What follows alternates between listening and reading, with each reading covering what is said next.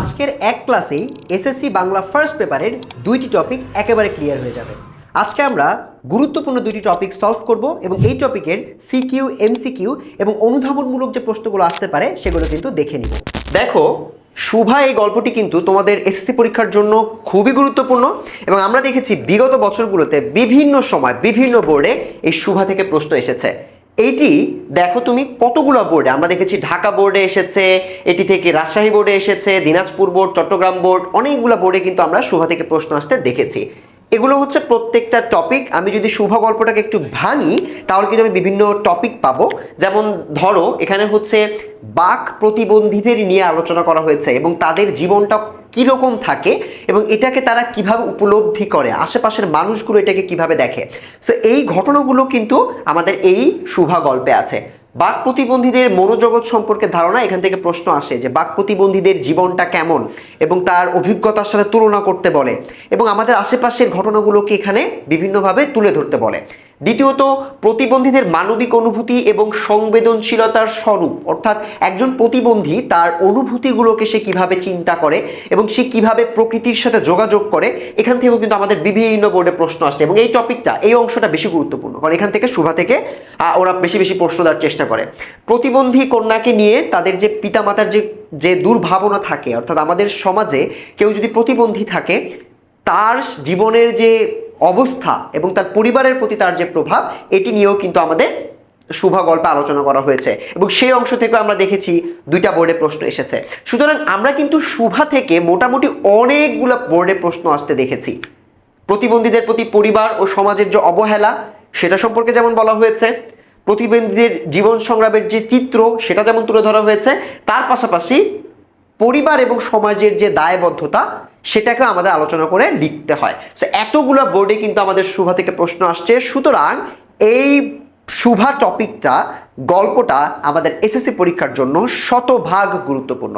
আজকে আমরা শুভা পড়ব, পাশাপাশি আমরা পড়ব প্রত্যুপকার, যেটা কিন্তু বর্তমান সময়ের আমাদের যে বইটি, এই বইটিতে রয়েছে এবং এই বইয়ের এই টপিকটা থেকে কিন্তু আমরা দেখি অসংখ্য প্রশ্ন আছে যে প্রশ্নগুলো পরীক্ষায় আসার মতো, সেগুলো কিন্তু আমরা আজকে একটু আলোচনা করব এবং তোমাদেরকে প্রত্যুপকার এবং শুভা দুইটি গল্পই আমি এমনভাবে পড়াবো যাতে করে এসএসসি পরীক্ষায় যে কোনো সময় তুমি পরীক্ষায় আসার মতো প্রশ্নগুলো আগেই পড়ে ফেলতে পারো এবং পরীক্ষায় ভালো রেজাল্ট করতে পারো।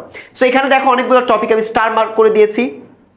একজন মানুষ যখন পরোপকারী হয় তখন সেটা কেন অনেক বেশি ভালো, সেখান থেকে প্রশ্ন আসতে পারে। আরেকটি গুরুত্বপূর্ণ টপিক হচ্ছে মানবিক ও নৈতিক মূল্যবোধের যে স্বরূপ, আমরা এই গল্পটা দেখতে পাবো একজন মানুষ কতটা মানবিক হতে পারে এবং পরোপকার করতে পারে এবং এই চিন্তা থেকে সে কতটুকু মানুষের ভালো করতে পারে সেটি কিন্তু আমরা এখানে পড়ে ফেলবো এবং তোমাদের পরীক্ষায় কিন্তু এই মানবিক এবং নৈতিক মূল্যবোধের যে গুণগুলো রয়েছে সেগুলো থেকে প্রশ্ন আসতে পারে। চলো আর কথা না বাড়িয়ে আমরা শুরু করে ফেলি আমাদের আজকের আলোচনা। তো আমাদের প্রথম গল্পটা আমরা পড়ব হচ্ছে প্রত্যুপকার। প্রত্যুপকার তোমরা পড়েছো? প্রত্যুপকার শব্দের অর্থ কি? আমরা পরের উপকার করতে চাই সবাই, তাই না? সেই পরের উপকার নিয়ে কিন্তু আমাদের বিভিন্ন সময়ে বিভিন্ন রকমের পরের উপকার আমাদেরকে করতে হয়। আমরা অনেক মানুষের উপকার করি, কিন্তু এই উপকারটা কতটুকু পর্যন্ত যেতে পারে এবং মানুষ এটাকে কত সিরিয়াসলি নিতে পারে সেটাই আমরা এই আলোচনার মাধ্যমে পড়ব। আজকের গল্পটা তোমরা একদম আমার সাথে লাইন বাই লাইন পড়বে, বুঝে নিবে, মার্ক করে নিবে শব্দের অর্থগুলো। পরীক্ষায় কোথা থেকে প্রশ্ন আসে সেটা কিন্তু আমি তোমাদেরকে ধরে ধরে বুঝিয়ে দিব এবং বোর্ড প্রশ্ন ধরে ধরে বোঝাবো। চলো শুরু করা যায়। প্রত্যুপকার লিখেছেন ঈশ্বরচন্দ্র বিদ্যাসাগর। তার এই লেখাটি থেকে আমাদের মূলত কিছু মেসেজ নিতে হবে, কিছু চরিত্র সম্পর্কে জানতে হবে। প্রথমত আলী ইবনে আব্বাস, এটা হচ্ছে আমাদের গল্পের প্রথম চরিত্র। আলী ইবনে আব্বাস নামে এক ব্যক্তি মামুন নামক খলিফার প্রিয় পাত্র ছিলেন। মামুন নামক খলিফা, তাহলে খলিফার নাম হচ্ছে মামুন। মামুন নামক খলিফার প্রিয় পাত্র ছিলেন আলী ইবনে আব্বাস। তিনি বলিয়া গিয়াছেন, আমি একদিন অপরাহ্নে, সো তার ঘটনা আমরা এখানে শুনতেছি। তিনি বলিয়া গিয়াছেন, আমি একদিন অপরাহ্নে, এটার সময়, অপরাহ্নে খলিফার নিকটে বসিয়া আছি। এমন সময়ে হস্তপদবদ্ধ এক ব্যক্তি তাহার সম্মুখে নীত হইলেন। হস্তপদবদ্ধ মানে কি? যার হাত পা বাঁধা, ঠিক আছে, মানে তাকে বেঁধে রাখা হয়েছে, মানে তিনি কোনো দোষী সাব্যস্ত হয়েছেন এই কারণে তাকে হস্তপদবদ্ধ, হাত পা বেঁধে তাকে খলিফার সম্মুখে মানে সামনে নীত হইলেন, তাকে রাখা হলো, ঠিক আছে। এবং নীত হওয়া মানে নিচু হওয়া, ঠিক আছে, তাকে মেইনলি তাকে ধরে হস্তপদবদ্ধ অবস্থায় তাকে রাখা হয়েছে। খলিফা আমার প্রতি এই আজ্ঞা করিলেন, আজ্ঞা মানে হচ্ছে আদেশ করিলেন। খলিফা মানে আমি ঘটনা বলছি, যে ঘটনা বলছে, সো সে ব্যাখ্যা করছে যে আমি বসেছিলাম অপরাহ্নে খলিফার সামনে, তো আমাদের সামনে এসে একজন মানুষকে রাখা হলো হাত পা বাঁধা অবস্থায়। তো খলিফা তখন আমাকে আজ্ঞা করলেন, বা এই আলী ইবনে আব্বাস তাকে আজ্ঞা করলেন, তুমি এই ব্যক্তিকে আপন আলয়ে, আপন মানে হচ্ছে নিজের আলয়ে, আলয় মানে হচ্ছে বাসায় লইয়া গিয়া, নিয়ে গিয়ে রুদ্ধ করিয়া রাখিবে, রুদ্ধ মানে হচ্ছে বদ্ধ করিয়া রাখবে, এবং কল্য মানে কাল মানে আগামীকাল আমার নিকট উপস্থিত করিবে, আমার কাছে কালকে নিয়ে আসবা। আজকে তোমার নিজের বাসায় রাখো, বেঁধে রাখো বা আটকে রাখো, কালকে আমার কাছে নিয়ে আসবা। এবং তদীয় ভাব দর্শনে, তদীয় ভাব দর্শনে মানে আমি দেখলাম তার মানে খলিফার ভাব দেখে মনে হলো, ভাব দেখে, দর্শন মানে দেখে মনে হলো, স্পষ্ট প্রতীত হইল মানে দেখে আমার স্পষ্ট বোঝা গেল বা এটা প্রতিফলিত হলো যে তিনি মানে হচ্ছে খলিফা ওই ব্যক্তির উপর অত্যন্ত ক্রুদ্ধ হইয়াছেন। মানে খলিফা যেহেতু বলছে যে ওকে বেঁধে রাখো তোমার বাসায় বা আটকে রাখো, তো আমি বুঝতে পারছি, বা তোমার আলী ইবনে আব্বাস তিনি বুঝতে পারছে যে খলিফা মনে হয় খুব রেগে আছে এই লোকের উপর, ক্রুদ্ধ হইয়া আছেন। আমি তাহাকে আপন আলয়ে আনিয়া অতি সাবধানে রুদ্ধ করিয়া রাখিলাম, নিজের বাসায় নিয়ে রুদ্ধ করিয়া রাখিলাম, কারণ যদি তিনি পালাইয়া যান আমাকে খলিফার কোপে পতিত হইতে হইবে। কোপ মানে এখানে রাগ, ঠিক আছে, বা তার তার মানে কি বলে, একজন মানুষ যখন খুব রাগে তুমি পতিত হও তখন তাকে বলা হয় কোনো মানুষের কোপে তুমি পতিত হয়েছ। কিয়ৎক্ষণ পরে মানে কিছুক্ষণ পরে আমি তাহাকে জিজ্ঞেস করলাম আপনার নিবাস কোথায়, আপনার বাড়ি কোথায়? তিনি বলিলেন ডেমাস্কাস আমার জন্মস্থান। এটা হচ্ছে বর্তমান সিরিয়ার যেটাকে তুমি বলো সিরিয়াতে অবস্থিত দামেস্ক, সেটাকে বলা হতো ডেমাস্কাস। এটা হচ্ছে তার জন্মস্থান। এটা থেকে বহুবার এমসিকিউ এসেছে তোমাদের এসএসসি পরীক্ষায়, সুতরাং এটাকে তোমরা মার্ক করে নিবা, রেড মার্ক করে নিবা। ওই নগরের যে অংশে বৃহৎ মসজিদ আছে তথায় আমার বাস। তোমার দামেস্ক বা ডেমাস্কাসের যে বৃহৎ মসজিদটা আছে ওই মসজিদের পাশে তার বাস।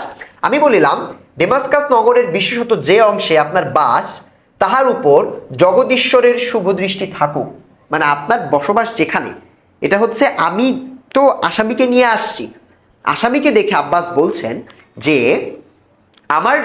আপনি যেখানে বসবাস করছেন, আপনার যেখানে বাস ওই এলাকার মানুষের উপর জগদীশ্বরের শুভ দৃষ্টি থাকুক। ওই অংশের অধিবাসী এক ব্যক্তি এক সময় আমার প্রাণ দান করিয়াছিলেন। কেন তিনি বললেন একজন আসামির এলাকার মানুষের উপর আশীর্বাদ বর্ষণ করতে কেন বলছেন? তার কারণ হচ্ছে ওইখানকারই একজন মানুষ একদিন তার উপকার করেছিল, এজন্য সে বলতেছে আসামির এলাকার মানুষজনের উপর জগদীশ্বরের শুভ দৃষ্টি থাকুক। আমার এই কথা শুনে তিনি সবিশেষ জানিবার নিমিত্ত, সবিশেষ মানে সবকিছু বিস্তারিত জানার জন্যে, নিমিত্ত মানে প্রয়োজনে বা জন্যে বা কারণে ইচ্ছা প্রকাশ করলে আমি বলিতে আরম্ভ করিলাম বহু বছর আগে বা পূর্বে ডেমাস্কাসের শাসনকর্তা পদচ্যুত হইলে মানে কি, পদচ্যুত হইলে মানে পদ থেকে সরে গেলে বা তাকে নামিয়ে দেওয়া হলে যিনি উক্ত পদে বা তদীয় পদে অধিষ্ঠিত হন, মানে ওই পদে যে পদ থেকে পদচ্যুত হয়েছে ওই পদে যিনি অধিষ্ঠিত হয়েছেন, আমি তাহার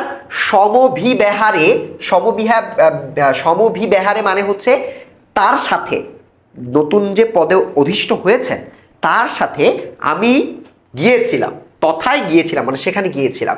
সমভিব্যাহারে মানে হচ্ছে তার সাথে সাথে।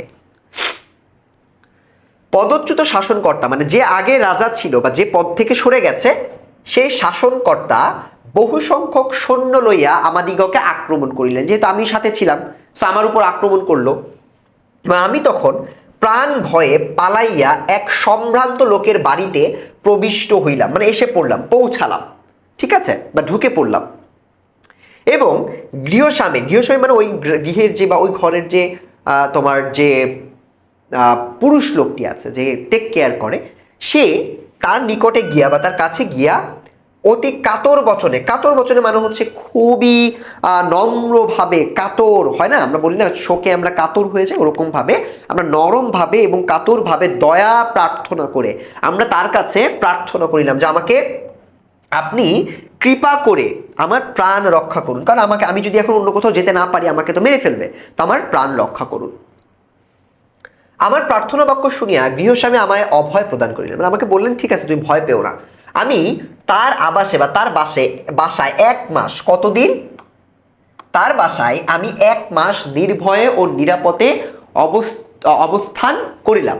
একদিন আশ্রয়দাতা আমায় বললেন, মানে যার বাসায় আমি ছিলাম সে আমাকে একসময় বলল যে এখন অনেক লোক বাগদাদ যাইতেছেন। বাগদাদ মানে হচ্ছে যেই জায়গায় তার বসবাস ছিল, ঠিক আছে, অতিথি হিসেবে যে আমি এসেছি, তো আমার বসবাস হচ্ছে বাগদাদে, আলী ইবনে আব্বাসের কথা বলছি।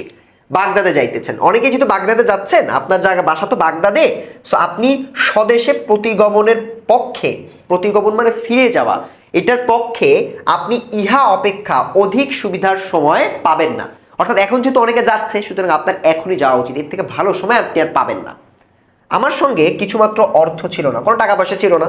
লজ্জাবশত আমি তাহার নিকট সে কথা ব্যক্ত করিতে পারলাম না, লজ্জার কারণে আমি বলতে পারলাম না। তিনি আমার আকার প্রকার দর্শনে, মানে আমাকে দেখে সে বুঝে ফেললেন, কিন্তু তৎকালে সে আমার অবস্থাটা বুঝে ফেললেন, কিন্তু তৎকালে বা তখন কিছু না বলিয়া, অর্থাৎ তখন আমাকে কিছু বললো না, বললে হয়তো তোমার লজ্জা পেত, সো না বলিয়া মৌনাবলম্বন করিয়া রহিলেন। মৌনাবলম্বন মানে কি? মৌনাবলম্বন মানে হচ্ছে চুপ করে থাকলেন, করিয়া রহিলেন। তিনি আমার জন্য যে সমস্ত উদ্যোগ করিয়া রাখিয়াছিলেন, যে সকল ব্যবস্থা করিয়া রাখিয়াছিলেন প্রস্থান দিবসে, মানে যাওয়ার সময়, তা দেখিয়া আমি বিস্ময়াপন্ন হইলাম, মানে অনেক অনেক অবাক হয়ে গেলাম। অনেক অনেক ব্যবস্থা করে রাখছে। কি কি ব্যবস্থা করছে? একটি উৎকৃষ্ট অশ্ব, মানে একটি সুন্দর ঘোড়া, খুব সুন্দর করে সুসজ্জিত হইয়া আছে, সাজিয়ে গুজিয়ে রেখেছেন। আর একটি অশ্বের পৃষ্ঠে, মানে একটা ঘোড়ার পিঠে খাদ্য সামগ্রী দিছে, অনেক খাবার দাবার দিয়ে দিছে। আর পথে আমার পরিচর্যা, মানে আমার সেবা করার জন্য, নিমিত্ত মানে জন্য, একটি ভৃত্য। ভৃত্য মানে কি? ভৃত্য মানে হচ্ছে চাকর। চাকর প্রস্থানার্থে প্রস্তুত হইয়া রইয়াছে, তার মানে অনেক কিছু ব্যবস্থা করে দিয়েছে। প্রস্থান সময়ে উপস্থিত হইলে সেই দয়াময় সদাশয় ব্যক্তি আশ্রয়দাতা আমার হস্তে একটি স্বর্ণ মুদ্রার থলি, বুঝো, একজন মানুষকে 1 মাস ঘরে রাখছে, তারপর যাওয়ার সময় তাকে খাবার দিল, ঘোড়া দিল, একটা চাকর দিল, আবার একটা স্বর্ণ মুদ্রার থলিও দিল। তার মানে ওই ব্যক্তিটা অনেক উদার মনের একজন মানুষ, এবং আমাকে যাত্রীদের নিকটে লইয়া গেলেন। তার মধ্যে যাহাদের সহিত তাহার আত্মীয়তা ছিল, একজনের সাথে মনে হয় ঘনিষ্ঠতা ছিল, তাহাদের সঙ্গে আলাপ করাইয়া দিলেন। আমি আপনকার বসতি স্থানে এই সমস্ত উপকার প্রাপ্ত হইয়াছিলাম। অর্থাৎ আপনার যে এলাকা, আসামিকে বলতেছে আপনার এলাকায় এইরকম ভাবে ওই মানুষটা আমার টেক কেয়ার করছিল, সেটা এখানে তাদের মধ্যে কমিউনিকেশনটা ওইভাবে হলো। এজন্য এই পৃথিবীতে যত স্থান আছে ওই স্থান আমার সর্বাপেক্ষা প্রিয়। এই লাইনটা থেকে সিকিউতে প্রশ্ন আসে, কেন ওই স্থানটা সর্বাপেক্ষা প্রিয়? এটা বিভিন্ন বোর্ডে তোমার প্রশ্ন আসার সম্ভাবনা আছে, বিভিন্ন পরীক্ষায়, স্কুলের পরীক্ষায় কিন্তু এখান থেকে প্রশ্ন এসেছে।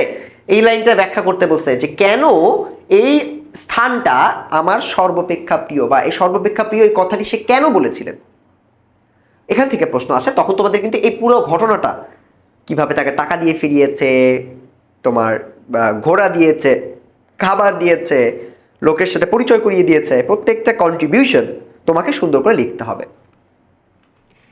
এই নির্দেশ করিয়া দুঃখ প্রকাশপূর্বক আমি বললাম, আসামিকে আমি বলতেছি আফসোস করে, দুঃখ প্রকাশ করে,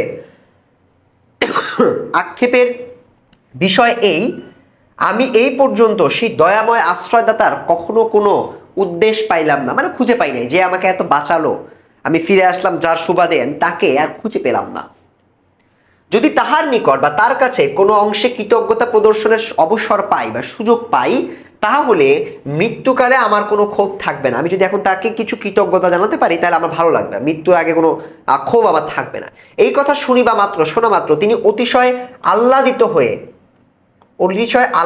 হইয়া, আনন্দিত হইয়া বা আহ্লাদিত হয়ে, একটা অনুভূতি এটা হয়ে সে বলল, আপনার মনস্কাম বা মনের ইচ্ছা পূর্ণ হইয়াছে। আপনি যে ব্যক্তির উল্লেখ করলেন, যে ব্যক্তির উল্লেখ আপনি করেছেন, সে এই হতভাগ্যই আপনাকে 1 মাস কাল আপন আলয়ে রাখিয়াছিল।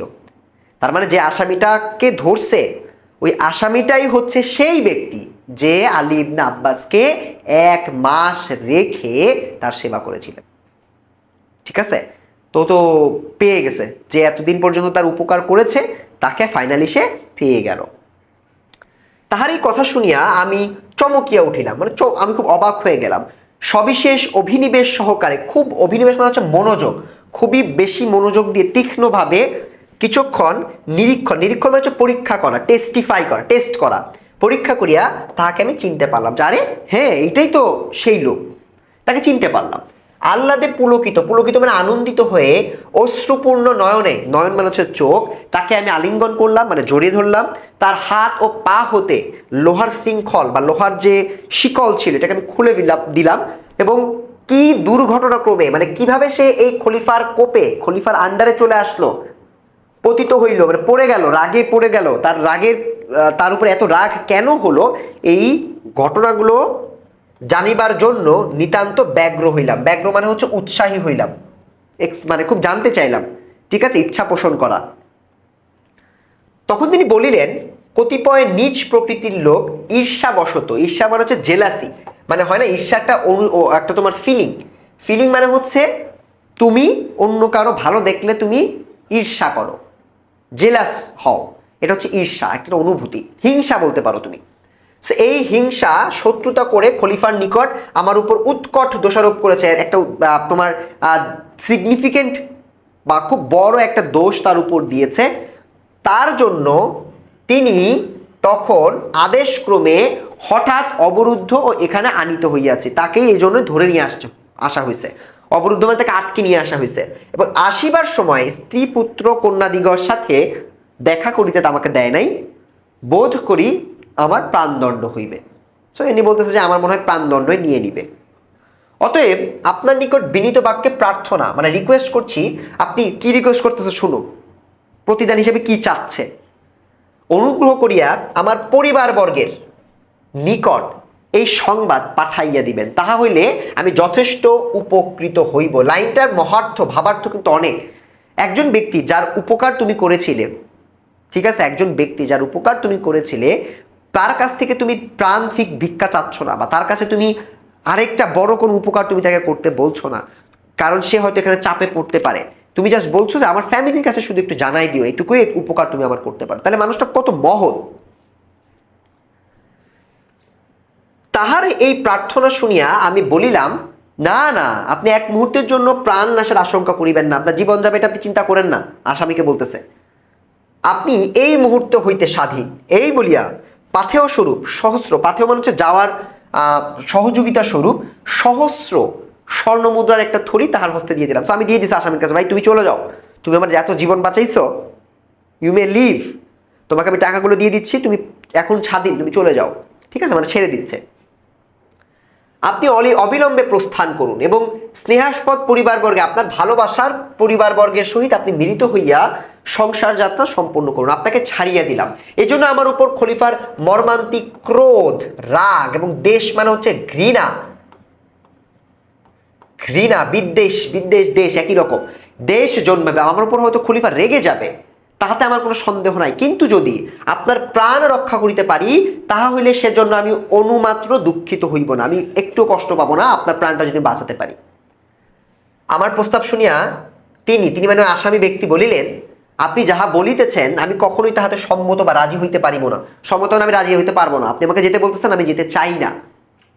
আমি এত নিচাশয় ও স্বার্থপর নহি যে কিছুকাল পূর্বে যে প্রাণের রক্ষা করিয়াছি। কি বলতেছে, আমি এত স্বার্থপর না যে প্রাণটাকে আমি কিছুক্ষণ আগে রক্ষা করেছি আমার নিজের প্রাণ রক্ষার্থে, এখন সেই প্রাণের বিনাশ আমি করব।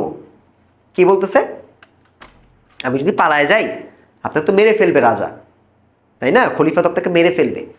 তো যে প্রাণটা আমি কিছুদিন আগে বাঁচাইছি, আমি কি নিজের প্রাণ রক্ষার্থে সেই প্রাণটা আবার নষ্ট করব? এটা কেমন হলো, এটা সে জিজ্ঞাসা করছে।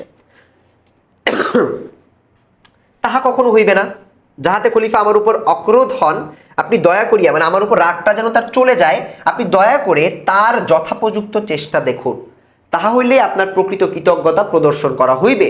যদি আপনার চেষ্টা সফল না হয় তাহা হইলেও আমার কোনো ক্ষোভ থাকিবে না। বলছে আপনি চেষ্টা করেন রাজাকে মানাতে, সত্যিটা জানাতে।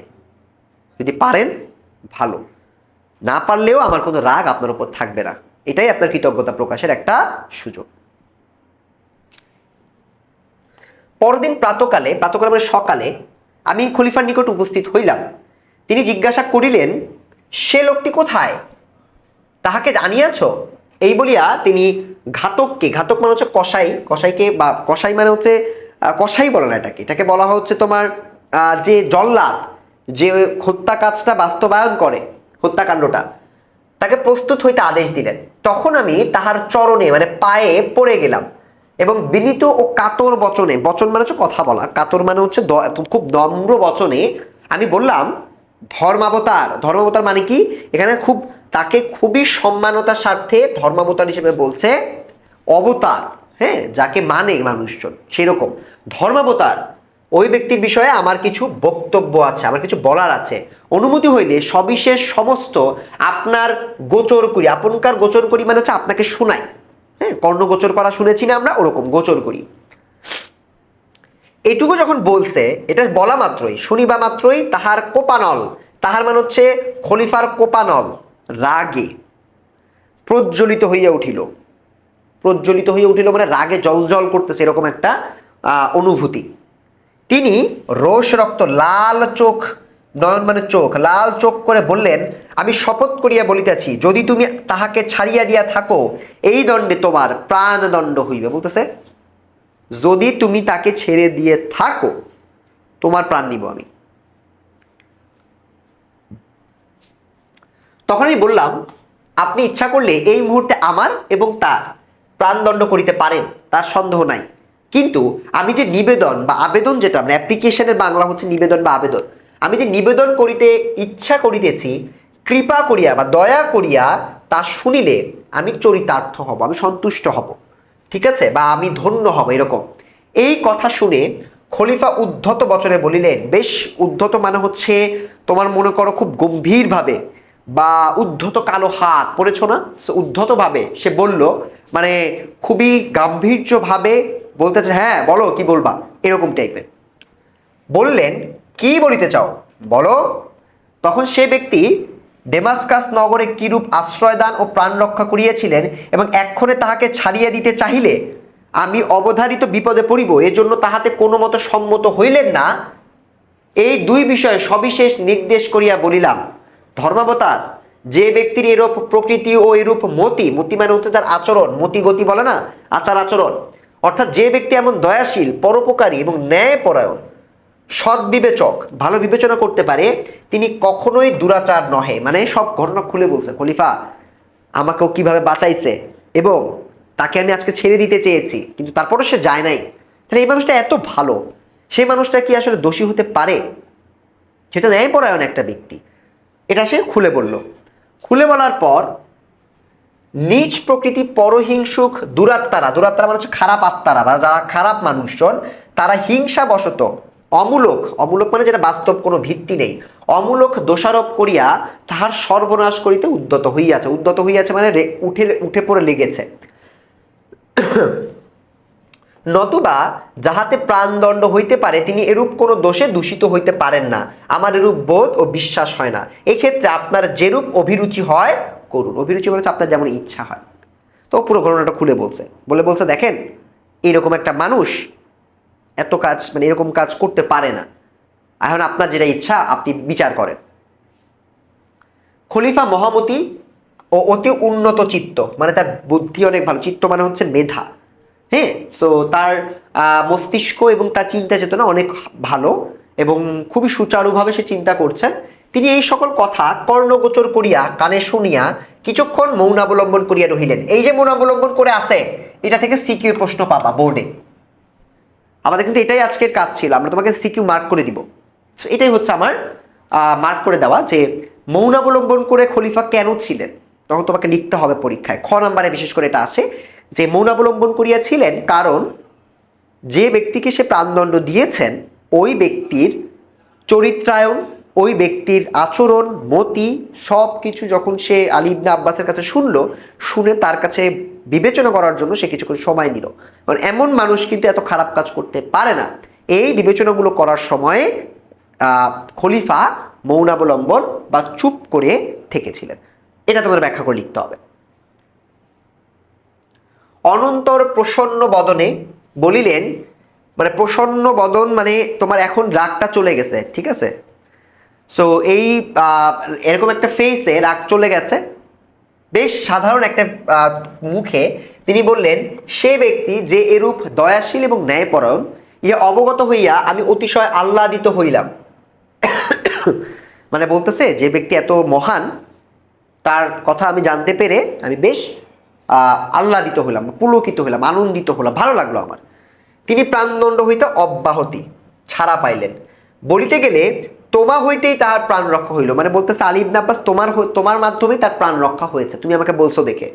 এক্ষণে তাহাকে অবিলম্বে এই সংবাদ দাও, ও আমার নিকটে লইয়া আসো। সো তোকে বলছো তুমি এক্ষুনি তাকে নিয়ে আসো। এ কথা শুনিয়া আহ্লাদের সাগরে, যেহেতু মাফ করে দিছে, সো আমি তো আব্বাস খুশি হয়ে গেছি। আহ্লাদের সাগরে মগ্ন হইয়া আমি সত্তর গৃহে প্রত্যাগমন পূর্বক তাহাকে খলিফার সম্মুখে উপস্থাপন করলাম। মানে আমি বাসায় গিয়ে প্রত্যাগমন করে, মানে বাসায় পৌঁছে তাকে নিয়ে আসলাম খলিফার সামনে। খলিফা অবলোকন মাত্র, অবলোকন মানে হচ্ছে দেখা, কাউকে দেখা, হ্যাঁ, অবলোকন মাত্র প্রীতি প্রফুল্ল লোচনে, খুবই আনন্দিত চোখ, প্রফুল্ল লোচন, লোচন মানে হচ্ছে চোখ, প্রফুল্লিত মানে হচ্ছে আনন্দিত, হ্যাঁ, উৎসাহিত খুব। সাদর বচনে, সাধুর সম্ভাষণ বলে না, খুব সুন্দর করে কাউকে সম্ভাষণ, স্বাগত জানানো, এরকম ভাবে তিনি বললেন, তুমি যে এরূপ প্রকৃতির লোক তাহা আমি পূর্বে অবগত ছিলাম না, আমি জানতাম না। দুষ্টমতি বা খারাপ দুরাচার দিগের বাক্য বিশ্বাস করিয়া, মানে যারা খারাপ, দুরাচার, যারা খারাপ কাজ করে, আচরণ করে, ন্যায়পরায়ণ যারা না, ওদের কথা শুনিয়া অকারণে তোমার প্রাণদণ্ড করিতে উদ্যত হইয়াছিলাম বা উঠে পড়ে লেগেছিলাম।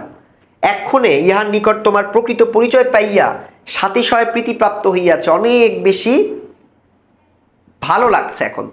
মানে আমি জানতে পেরেছি আসল সত্যটা আসলে কি, ঠিক আছে? আমি অনুমতি দিতেছি, তুমি আপন মানে নিজের আলয়ে প্রস্থান করো। ছেড়ে দিল।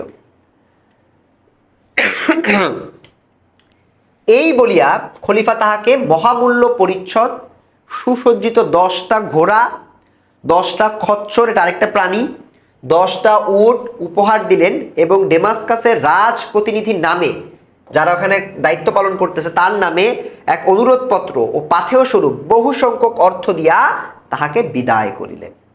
পর উপকারীর উপকার করলাম, উপকারীকে একটা সঠিক উপায়ে আমরা তার উপকার করলাম। সো এটা ছিল আমাদের প্রথম ঘটনাটা। সো এই ঘটনা থেকে আমাদের মূলত যে জিনিসগুলো মনে রাখতে হবে তোমাদেরকে, এই ঘটনা থেকে তোমাদের যে জিনিসগুলো মনে রাখতে হবে সেটা হচ্ছে মানুষের উপকার করা এবং এই উপকার করে সেটার বিনিময়ে কিছু না চাওয়া, এটা হচ্ছে সব থেকে বড় মূল্যবোধ।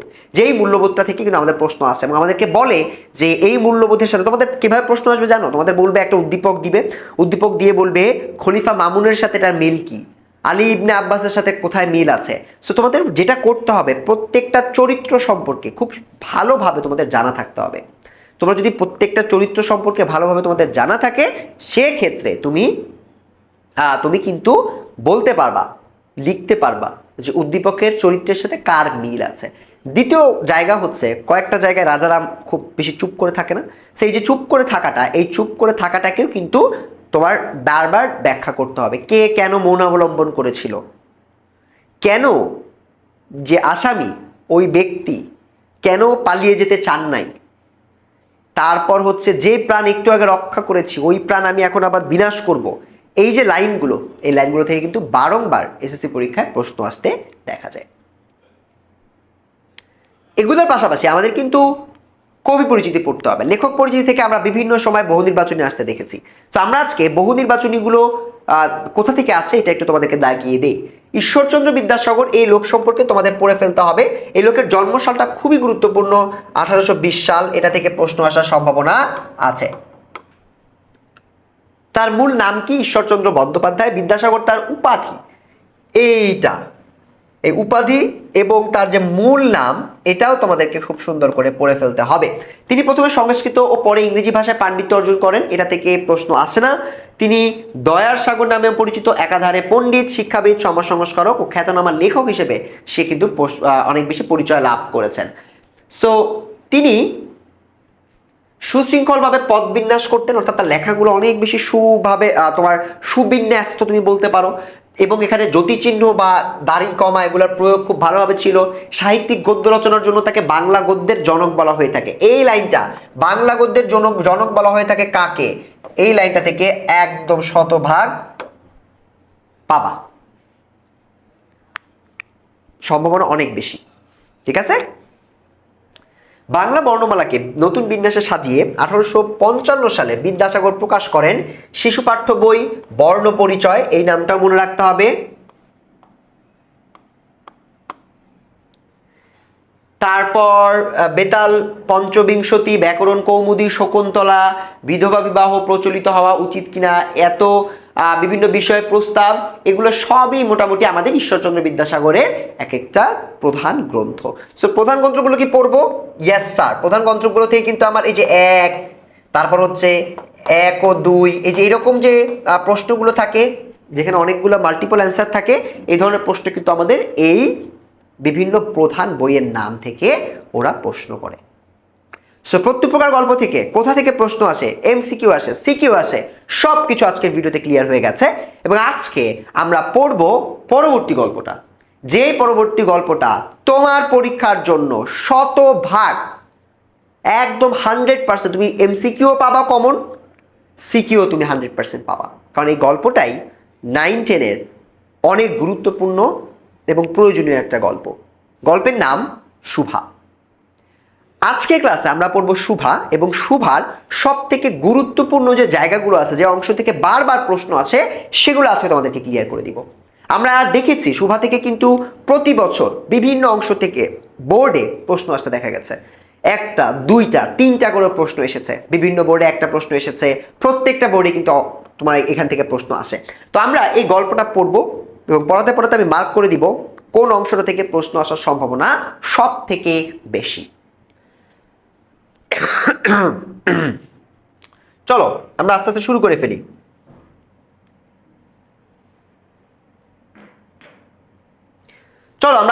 করে ফেলি। আমাদের এই গল্পটা লিখেছেন রবীন্দ্রনাথ ঠাকুর। শুভা লিখেছেন রবীন্দ্রনাথ ঠাকুর, এখান থেকে তোমরা দেখতে পারো। সো শুভা সম্পর্কে আমরা একটু পড়াশোনা করি। শুভা একজন বাক প্রতিবন্ধী। সো এই বাক প্রতিবন্ধীর জীবন যাপন কেমন হয় এবং তার জীবনটাকে আমরা কিভাবে দেখি জনগণ হিসেবে, সাধারণ মানুষ হিসেবে, প্রতিবেশী হিসেবে, আর সে কিভাবে দেখে, তার পরিচয়, তার অন্য মানুষের সাথে যোগাযোগ কিভাবে হয়, বাক প্রতিবন্ধী একটা মেয়ে সে কিভাবে কথা বলে, প্রকৃতির সাথে কিভাবে যোগাযোগ করে, আমাদের সাথে কিভাবে যোগাযোগ করে, এগুলো আমাদের আজকের গল্পে আমরা পড়ার চেষ্টা করব। চলো আমরা শুরু করে দিই।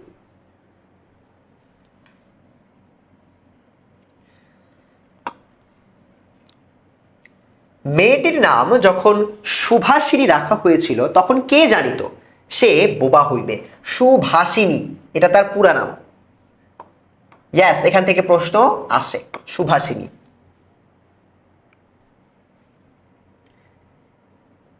তাহার দুটি বড় বোনকে সুকেশিনী ও সুহাসিনী নাম দেওয়া হয়। তার মানে শুভার দুইটা বোন আছে, একজন সুকেশিনী আর একজন সুহাসিনী। দেখো, ভাষা, চুল, হাসি, হ্যাঁ, এই 3টা দিয়ে তুমি মনে রাখতে পারবা, দেওয়া হয়েছিল। তাই মিলের অনুরোধে তাহার বাপ ছোট মেয়েটির নাম সুভাষিনী রাখে। এখন সকলে তাহাকে সংক্ষেপে শুভা বলে ডাকছে। তার মানে শুভার বড় নামটা হচ্ছে সুভাষিনী এবং এখন তাকে সবাই শুভা বলে। দস্তুর মতো অনুসন্ধান, মানে প্রচুর পরিমাণে অনুসন্ধান ও অর্থ ব্যয় অনেক টাকা পয়সা খরচ করে বড় দুটি মেয়ের বিবাহ হইয়া গেছে। এখন ছোটটি পিতামাতার নীরব হৃদয় ভারের মতো বিরাজ করিতেছে। বড় দুজন মেয়ে বিয়ে দিয়ে দিয়েছে, কিন্তু শুভাকে এখনো পর্যন্ত বিয়ে দিতে পারে না বা দিচ্ছে না। ছোট মেয়েটা তাদের নীরব হৃদয় ভার মানে একটা বোঝা স্বরূপ হয়ে আছে। নীরব মানে তারা কিছু বলতেও পারছে না, এরকম একটা নীরব হৃদয় ভারের মতো বিরাজ করছে। সে কথা কয় না, সে যে অনুভব করে ইহা সকলের মনে হয় না। তার মানে শুভা কথা বলে না, কিন্তু কথা বলে না মানে কি সে কিছু ফিলও করে না? আমরা তো সবাই এটাই চিন্তা করি। এই জন্য তাহার সাক্ষাতেই মানে তার সাথে দেখা হলেই সকলে তাহার ভবিষ্যৎ সম্বন্ধে দুশ্চিন্তা প্রকাশ করত। মানে সে কথা বলে না, পুরো বিষয়টা নিয়ে সে কি ভালো ফিল করছে না খারাপ ফিল করছে তো মানুষ বুঝতে পারে না। এই জন্য মানুষ তার সাথে দেখা হওয়া মাত্রই দুশ্চিন্তা প্রকাশ করত, কি হবে মেয়েটার, এই দুশ্চিন্তা তারা প্রকাশ করতে থাকতো। সে যে বিধাতার অভিশাপ স্বরূপ তাহার পিতৃগৃহে আসিয়া জন্মগ্রহণ করিয়াছে, এ কথা সে শিশুকাল হইতে বুঝিয়া লইয়াছিল। তার মানে শুভা ছোটবেলা থেকেই জানে যে তার বাবার ঘরে সে আসলে একটা অভিশাপ স্বরূপ। মানে মানুষ সবসময় বুঝতে পারে তার সাথে আচরণ কিংবা সে কিভাবে কথা বলছে তার সাথে সবাই তাকে বোঝা মনে করছে কিনা সে রিয়েলাইজ করতে পারে। এবং সেখান থেকে সে আসলে ছোটবেলা থেকেই জানতো যে তাকে আসলে সবাই কিভাবে গ্রহণ করছে। তাহার ফল এই হইয়াছিল সাধারণের দৃষ্টিপথ হইতে সে আপনাকে গোপন করিয়া রাখিতে সর্বদাই চেষ্টা করিত। কি করত? যেহেতু সে জানতো যে সে মনে করতো আমি মনে হয় অভিশাপ স্বরূপ, এজন্য সে সবার চোখ থেকে নিজেকে লুকিয়ে রাখতো। মনে করতো আমাকে সবাই ভুলিলে বাঁচে, আমাকে সবাই ভুলিলে আমি বাঁচি। এই লাইনটা ভাবার্থ দিয়ে প্রশ্ন আসে, শুভা কেন নিজেকে আড়াল করে রাখতো? অথবা শুভা কেন মনে করতো যে আমাকে সবাই ভুললে আমি বাঁচি? কিন্তু বেদনা কি কেহ কখনো ভোলে? কিন্তু দুঃখ কি কেউ কাউকে ছেড়ে যায়? পিতামাতার মনে সে সর্বদাই জাগরূক ছিল, সর্বদাই জেগেছিল। ঠিক আছে, তার মানে সে যতই নিজেকে লুকিয়ে রাখুক, পিতামাতার মনে তার প্রতি বা তাকে নিয়ে যে বেদনাটা সেটা সবসময় কনস্ট্যান্ট ছিল। বিশেষত তার মা, এমসিকিউ, কার মধ্যে এটা সব থেকে বেশি ছিল? তার মা তাকে নিজের একটা ত্রুটি স্বরূপ দেখতো। তার মা মনে করতো আমার একটা ভুল বা আমারই একটা ত্রুটি বা আমারই একটা খারাপ কিছু হচ্ছে এই মেয়েটা। ঠিক আছে, মেয়েটাকে সে একটা ত্রুটি বা ভুল হিসেবে দেখতো। কেননা তার মা একটা ছেলে অপেক্ষা পুত্র অপেক্ষা কন্যাকে নিজের অংশরূপে দেখেন। তার মানে একজন মা তার যে কোনো একটা ছেলের থেকেও তার মেয়েকেই কিন্তু তার নিজের অংশ হিসেবে দেখে। বাবারা তার সন্তানকে নিজের অংশ হিসেবে দেখে, আর মা হচ্ছে তার মেয়েকে নিজের অংশ হিসেবে দেখে। সো এই জন্য দোষটা তার নিজের হিসেবে সে দেখে। সো তোমাকে কিন্তু প্রশ্ন করতে পারে যে তার মা শুভাকে কেন তার ত্রুটি হিসেবে দেখে। তখন তোমাকে এই লাইনটা দিয়ে ব্যাখ্যা করতে হবে যে মাতা পুত্র অপেক্ষা বা পুত্রের চেয়ে কন্যাকেই নিজের অংশরূপে বেশি দেখতে চান। কন্যার কোনো অসম্পূর্ণতা দেখিলে সেটা যেন বিশেষ রূপে নিজের লজ্জার কারণ বলিয়া মনে করেন। বরঞ্চ কন্যার পিতা বাণীকুণ্ঠ, এখান থেকে প্রশ্ন আসে কন্যার পিতা কে, এখান থেকে প্রশ্ন পাবে। বাণীকণ্ঠ শুভাকে তার অন্য মেয়েদের অপেক্ষা যেন একটু বেশি ভালোবাসতেন। মা তাকে ভুল হিসেবে দেখতো, বাবা তাকে বেশি ভালোবাসতো। কিন্তু মাতা তাকে নিজের গর্ভের কলঙ্ক জ্ঞান করিয়া বা তাকে নিজের গর্ভের কলঙ্ক মানে পেটে জন্ম দিচ্ছে তো তাকে কলঙ্ক জ্ঞান করতেন বা মনে করতেন, তাহার প্রতি বড় বিরক্ত ছিলেন। শুভার কথা ছিল না, কিন্তু তাহার সুদীর্ঘ পল্লব মানে অনেক বড় পাতার মতো বেশ লম্বা বড় বড় দুটি কালো সুদীর্ঘ পল্লব মানে পাপড়ি বিশিষ্ট বড় বড় দুটি কালো চোখ ছিল, এবং তাহার ওষ্ঠধর মানে তার ঠোঁট ভাবের আভাস মাত্রে কচি পাতার মতো বা কিশলয়ের মতো কাঁপিয়া উঠিত। কথা বলতে পারে না, যখনই তার কোনো একটা অনুভূতি আসতো তার ঠোঁটটা কেঁপে উঠতো, মানে কথা বলার চেষ্টা করছে। সো এটি তার চোখ খুবই তোমার বলছে যে পল্লব বিশিষ্ট বড় বড় পাপড়ি বিশিষ্ট তার চোখ সুন্দর, এবং তার ঠোঁটগুলো তার অনুভূতি যখন প্রকাশের চেষ্টা করতো সে ঠোঁটটা কেঁপে উঠতো। বাট ছোট মানুষ বা বলতে পারতো না সে কথাটা। ঠিক আছে, কথায় আমরা যেভাবে ভাব প্রকাশ করি সেটা আমাদিগকে অনেকটা নিজের চেষ্টায় গড়িয়া লইতে হয়। কথায় আমরা যে ভাব প্রকাশ করি, ঠিক আছে, মানে আমরা কথায় যেরকম ভাব প্রকাশ করি সেটা আমাদেরকে অনেকটা নিজের চেষ্টায় গড়িয়া লইতে হয়। এই লাইনটার মানেটা একটু বুঝতে হবে। তুমি যখন কোনো একটা জিনিস চিন্তা করো, হ্যাঁ, যেমন আমি এখন চিন্তা করছি তোমাদেরকে আমি শুভা পড়াবো, আমার কিন্তু এটাকে সাজাতে হচ্ছে কথায়, মানে আমি কথা একটার পর একটা ওয়ার্ড সাজাচ্ছি, কোন ওয়ার্ডটা বলতে পারবো কোনটা বলতে পারবো না। তার মানে আমাকে আমার চিন্তাটাকে বাস্তবে রূপ দিতে গেলে শব্দ সাজাতে হয়, চেষ্টা করতে হয়, কাজ করতে হয়, গড়তে হয়, কতকটা তর্জমা করার মতো। তর্জমা মনে হচ্ছে এরকম ব্যক্ত করার মতো। সকল সময় আমাদের অনুভূতি ঠিক হয় না, তুমি একটা বলতে চাইছো বাট হয়ে গেছে আরেকটা, ঠিক হয় না। ক্ষমতার অভাবে অনেক সময় আমরা ভুলও বলি, কিন্তু কালো চোখকে কিছু তর্জমা করিতে হয় না। মন আপনি আপনি তাহার উপরে ছায়া ফেলে, ভাব আপনি তাহার উপরে কখনো প্রসারিত, কখনো মুদিত হয়, মানে সংকুচিত হয়, কখনো উজ্জ্বলভাবে জ্বলিয়া উঠে, কখনো ম্লান জীবনহীনভাবে নিবিয়া আসে, কখনো অস্তমান চাঁদের মতো অনিমেষভাবে চাহিয়া থাকে, কখনো দ্রুত চঞ্চল বিদ্যুতের মতো দিক বিদিক ক্রিয়া ওঠে। এই লাইনটা থেকে বা এই প্যাসেজটা থেকে সিকিউ আসে, অনেকগুলো শব্দ আছে। কি বললো? আমাদেরকে তর্জমা করতে হয় বা নিজেদের মতো সাজিয়ে গুছিয়ে কথা বলতে হয় মনের ভাব প্রকাশের জন্য। কিন্তু যে কথা বলে না, যে শুধুমাত্র চোখ দিয়ে বলে, তাকে তর্জমা করতে হয় না, কোনো চেষ্টা করতে হয় না। তোমার যদি খারাপ লাগে, তোমার চোখ অটোমেটিক্যালি নেগেটিভ হয়ে যাবে। নেগেটিভ মানে হচ্ছে দুঃখের মতো হয়ে যাবে। তুমি আনন্দ থাকলে তোমার চোখ বড় বড় হয়ে যাবে, তোমার চোখ দেখলে বোঝা যাবে। তো আলাদা করে তোমার চোখটা সাজায় গুছায় রেডি করা লাগতেছে না। তো লেখক এটাই বলছে যে আমাদের মনের ছাপটা সরাসরি আমাদের চোখের উপর পড়ে। সো ও যখন কথা বলে, ওর আসলে তর্জমা করার প্রয়োজন হয় না। তার চোখই যখন আনন্দিত হয় বড় বড় হয়ে যায়, দুঃখ থাকে যখন তখন ছোট হয়ে যায়, ভেজা ভেজা থাকে, কখনো অস্তমান চন্দ্র, কখনো চাঁদের মতো থাকে অনিমেষ ভাবে। এই অনিমেষ শব্দের অর্থ কি? এটা ক নাম্বারে আসে বোর্ডে। অনিমেষ মানে হচ্ছে পলকহীন। পলকহীন মানে পলক ফেলতেছে না। সো কখনো পলক না ফেলে চেয়ে থাকে, কখনো দ্রুত, আবার চঞ্চল বিদ্যুতের মতো দ্রুত, কখনো আবার পলক ফেলতেছে। তার মানে তার চোখটা বিভিন্নভাবে মানুষের সাথে বা তার নিজের অভিব্যক্তিগুলোকে, অনুভূতিগুলোকে ব্যক্ত করার চেষ্টা করে। মুখের ভাব ছাড়া, বই মানে ছাড়া, অজানাকাল যাহার জন্য বা আজানাকাল যাহার জন্য ভাষা নাই, তার চোখের ভাষা অসীম উদার। মানে যে মুখে কথা বলে না, তাকে তো চোখ দিয়েই সবসময় কথা বলার চেষ্টা করতে হয়, এবং বলতে বলতে এটা অনেক বড় হয়ে যায়, উদার হয়ে যায়, অনেক বিস্তৃত থাকতে হয়, কারণ শুধু চোখ দিয়ে ওকে কথা বলতে হবে। অতল স্পর্শ গভীর, অনেক গভীর, মানে অনেক বেশি করতে হয় তাকে। অনেকটা স্বচ্ছ আকাশের মতো, আকাশের সাথে তুলনা করলো। উদয়ন্ত এবং ছায়ালোকের নিস্তব্ধ রঙ্গভূমি, নিস্তব্ধ রঙ্গভূমি। এই বাক্যহীন মনুষ্যের মধ্যে বৃহৎ প্রকৃতির মতো একটি বিজন মহত্ব আছে।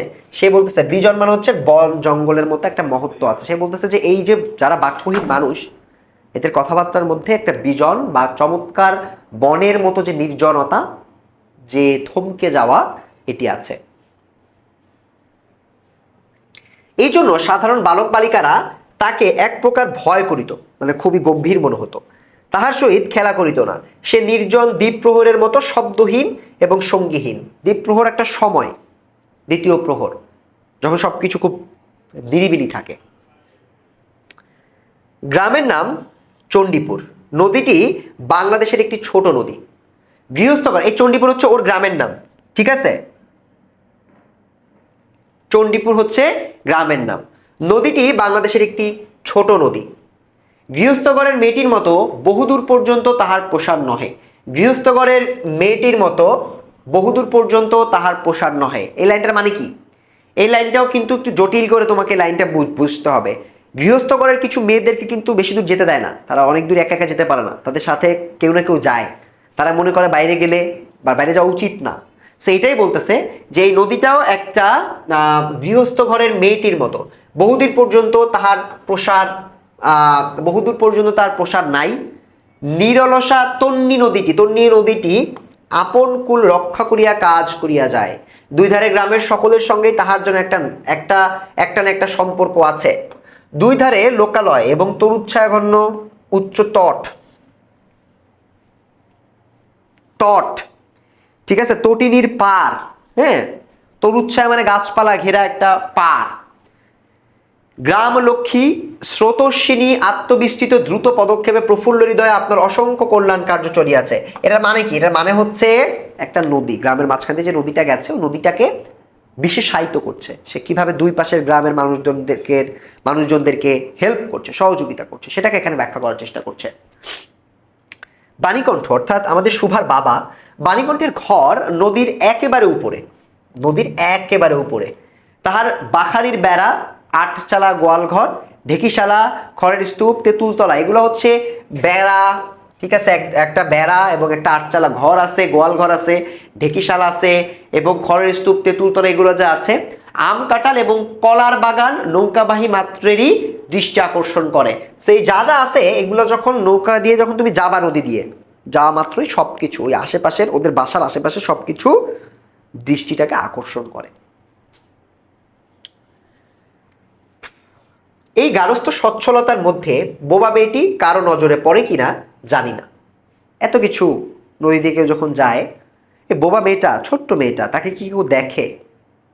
এই লাইনটা দিয়ে প্রশ্ন আসে যে বোবা মেয়েটা ও কেন এরকম, ওকে কেন দেখে, মানে কি কি বুঝাইছে? কারণ ও তো কথা বলতে পারে না, ও তো চিৎকার করতে পারবে না, ও ডাকতে পারবে না, ও কাউকে বলতে পারবে না, ওর অস্তিত্ব জানান দিতে পারবে না। তো এটাকে ওকে কি কেউ দেখে কিনা এটা জানতে চাওয়া হয়েছে। প্রকৃতি যেন তাহার ভাষার অভাব পূরণ করিয়া দেয়, যেন তাহার হইয়া কথা কয়। নদীর কলধ্বনি, লোকের কোলাহল, মাঝির গান, পাখির ডাক, তরুর মর্মর, তরু মানে গাছ, পাতার মর্মর সমস্ত মিশিয়ে চারিদিকের চলাফেরা, আন্দোলন, কম্পনের সহিত এক হইয়া সমুদ্রের তরঙ্গ রাশির ন্যায় বালিকার চিরনিস্তব্ধ হৃদয়। তিনি বলতেছে যে তার কথাগুলো, সে যে কথা বলবে, এই কথাগুলো সে প্রকৃতির মধ্য দিয়ে জানান দেওয়ার চেষ্টা করে। এটা রূপক অর্থে বোঝানো, ভাব ব্যাখ্যা করার চেষ্টা করা হয়েছে। উপকূলের নিকটে আসিয়া ভাঙিয়া ভাঙিয়া পড়ে, চিরনিস্তব্ধ হৃদয়, তার হৃদয়টা উপকূলের নিকটে আসিয়া ভাঙিয়া ভাঙিয়া পড়ে। প্রকৃতির এই বিবিধ শব্দ এবং বিচিত্র গতি, পাতার একরকম শব্দ, নদীর একরকম শব্দ, মানুষের একরকম শব্দ, এবং মানুষের যে বিচিত্র গতিটা আছে, ইহাও বোবার ভাষা, বড় বড় চক্ষু পল্লব বিশিষ্ট শুভার যে ভাষা, তাহারই একটা বিশ্বব্যাপী বিস্তার। মানে প্রকৃতির যে ভাষা, প্রকৃতি কথা বলতে পারে না, এটা শুভারই যে ভাষা, তার একটা বিস্তৃত বিশ্বব্যাপী বিস্তার। এটা ঝিল্লি রবপূর্ণ তৃণভূমি হইতে শব্দাতীত নক্ষত্র লোক পর্যন্ত, লোকেশন বলতেছে, ঝিল্লি রবপূর্ণ যে তৃণভূমি, গাছপালা যেখানে হয়, এখান থেকে নক্ষত্র, যেখানে নক্ষত্র আছে সব পর্যন্ত কেবল ইঙ্গিত, ভঙ্গি, সঙ্গীত, ক্রন্দন এবং দীর্ঘ নিঃশ্বাস। এবং মধ্যাহ্নে যখন মাঝিরা জেলেরা খাইতে যাইতো, মধ্যাহ্নে কখন, মানে দুপুরে যখন মাঝিরা খাইতে যাইতো, গৃহস্থেরা যখন ঘুমাতো, পাখিরা যখন ডাকতো না, খেয়া নৌকা যখন বন্ধ থাকতো, স্বজন জগৎ সমস্ত কাজকর্মের মাঝখানে সহসা থামিয়া গিয়া ভয়ানক বিজন মূর্তি ধারণ করিত। মানে দিনের একটা সময়ে সবকিছু অনেক ঠান্ডা থাকে, যখন মাঝি খাইতে যায়, মানুষজন ঘুমায় পড়ে, সবাই চুপচাপ হয়ে থাকে, সেই সময়ের কথা বলছে। তখন রুদ্র মহাকাশের তলে কেবল একটি বোবা প্রকৃতি এবং একটি বোবা মেয়ে মুখোমুখি চুপ করিয়া বসিয়া থাকিত, একজন সুবিস্তীর্ণ রৌদ্রে আর একজন ক্ষুদ্র তরুচ্ছায়ায়। মানে এটা বুঝছো, তুলনা করতেছে যে যখন তোমরা সবাই দুপুরে ঘুমাও, মাছিরা খেতে যায়, বাইরের কাজ কারবার বন্ধ হয়ে যায়, প্রকৃতিটা কি নিরিবিলি হয়ে যায় না?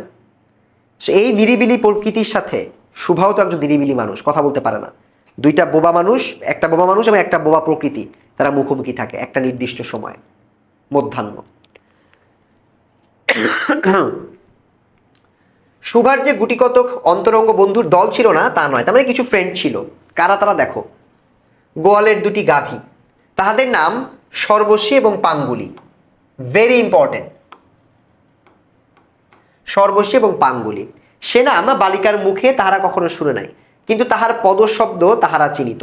তাহার কথাহীন একটা করুণ সুর ছিল, তাহার মর্ম তাহারা ভাষার অপেক্ষা সহজে বুঝিত। শুভা কখন তাহাদের আদর করিতেছে, কখন ভৎসনা বা বকা দিচ্ছে, তখন এটা তারা বুঝতে পারত। তার মানে কি, সর্বশী এবং পাঙ্গুলি, তারা, এই নামটা আসলে মানে অন্তরে, মানে তুমি মনে মনে নামটা সেট করা, ঠিক আছে? এটা লেখক তো অন্তরের কথা ব্যাখ্যা করছে, সবকিছু এখানে ব্যাখ্যা করছে। সেটা হচ্ছে তার দেওয়া একটা নাম, শুভার দেওয়া একটা নাম। শুভা যেহেতু বলতে পারে না, সো গাভীগুলো এটা জানে না, কিন্তু তাহার পদশব্দ, মানে শুভার পায়ের শব্দ তারা চিনতে পারতো। তার কথাহীন একটা করুণ সুর আছে, সে সুর তারা চিনতো, এবং এই সুরের দ্বারাই শুভা তাদেরকে কখন আদর করছে, শুভা তাদেরকে কখন বকা দিচ্ছে, এইটা গরুগুলো বুঝতে পারতো, গাভীগুলো বুঝতে পারতো। কখন মিনতি করিতেছে তাহারা মানুষের অপেক্ষা ভালো বুঝতে পারতো। ইভেন মানুষ যা বুঝতো না সেটা তারাও বুঝতে পারতো। শুভা গোয়ালে ঢুকিয়া দুই বাহুর দ্বারা সর্বশীর সর্বশীর, গ্রীবা মানে হচ্ছে গলা, গলা বেষ্টন করিয়া, গরুকে আমরা ধরি না এরকম গলা আদর করার জন্য, ওরকম বেষ্টন করিয়া তাহার কানের কাছে আপনার গণ্ডদেশ ঘর্ষণ করিতে করিতে করিত এবং পাঙ্গুলি স্নিগ্ধ দৃষ্টিতে তাহার প্রতি নিরীক্ষণ করিয়া তাহার গা চাটিত। ঠিক আছে, এখানে জাস্ট একটা পশু, গৃহপালিত পশু এবং তাদের মধ্যকার যে যে তোমার একটা হয় না, যেমন আমার বাসায় একটা বিড়াল আছে, তোমাদের অনেকেরই পেট আছে। সো এই পেট ক্যাটগুলো বা পোষা প্রাণীগুলোর প্রতি আমাদের যে ভালোবাসা কাজ করে সেটারই একটা বহিঃপ্রকাশ আমরা এখানে দেখতে পাচ্ছি। এই পর্যন্ত। বালিকা দিনের মধ্যে নিয়মিত 3 বার করিয়া গোয়াল ঘরে যাইত। কয়বার যাইতো? 3 বার গোয়াল ঘরে যাইতো। তাহা ছাড়া অনিয়মিত আগমনও ছিল। গৃহে যেদিন কোনো কঠিন কথা শুনিত সেদিন সে অসময়ে তাহার এই মুখ বন্ধু দুটির কাছে আসিত। কখন তাদের কাছে বেশি যাইতো? বাসা যখন একটু বকা দিত, যখন ওকে একটু ঝাড়ি দিত, কোনো একটা বিষয় নিয়ে মন খারাপ হয়ে গেছে, তখন ওর এই মুখ বা বোবা বন্ধু দুটির কাছে ও আসতো, গাভী দুটির কাছে। তাহার সহিষ্ণুতা পরিপূর্ণ বিষাদ শান্ত দৃষ্টিপাত হইতে তাহারা কি একটা অন্ধ আনুমানিক শক্তির দ্বারা বালিকার মর্মবেদনা যেন বুঝিতে পারত। বিষাদ শান্ত দৃষ্টিপাত মানে মন খারাপ থাকলে শুভার যে চোখের দৃষ্টিটা দেখে গাভীগুলো বুঝতে পারত, এবং শুভার গা ঘেঁষিয়া আসিয়া অল্প অল্পে তাহার বাহুতে শিং ঘষিয়া ঘষিয়া তাহাকে নির্বাক ব্যাকুলতার সহিত সান্ত্বনা দিতে চেষ্টা করিত। নির্বাক মানে কথা না বলে ব্যাকুল হয়ে, অনেক এক্সাইটেড হয়ে, এক্সাইটেড মানে হচ্ছে খুব আগ্রহের সাথে তারা শুভার কষ্টটাকে মিটিয়ে দেওয়ার একটা চেষ্টা করতো। মানে এখানে আমরা খুব স্পষ্টভাবে যেটা বোঝার চেষ্টা করতেছি বা যেটা বোঝানোর চেষ্টা করতেছি সেটা হচ্ছে গাভীগুলো মূলত রিয়েলাইজ করতে পারতো যে হাও বা কিভাবে শুভা আসলে অনুভব করছে, কেমন অনুভব করছে, বকা খেয়ে এসেছে কিনা, উৎফুল্লিত, খুব মানে উৎফুল্ল কিনা, ঠিক আছে, খুব আনন্দিত কিনা।